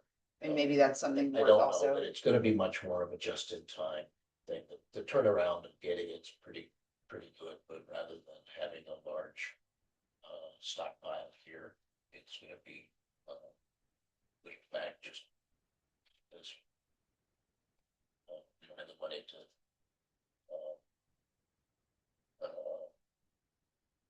and we had very few other medical supplies this year. The only one that's kind of even out is our traffic license. They pay.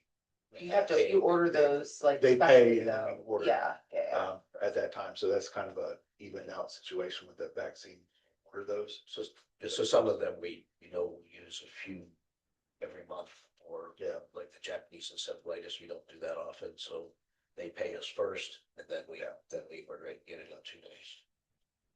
It's a big push, August, September, November. That time period, October, almost a month. And depending on who the health officer is, whether they're offered travel vaccines or not. Yes. Yeah. That's an option. Yeah, next month I'll have it all fixed out for you. Let me know. Better and then comparatively to fiscal year 26. I don't think we have any choice but to keep needling this, We don't. We don't. unfortunately. There's no other option. Like I said, I think the hard in-depth look at our cost analysis. And also, and seeing the billing, the thing from the billing company. Yes, Report next week, next month would be. Well, just to see how that's working. All right, anything else? I have nothing. That was plenty, an eventful meeting. I move we adjourn. Dan already left us. Yeah, it's like at 11 o'clock meeting. I'll second. Oh, no, my vote counts. I say aye. You Thank guys. you all.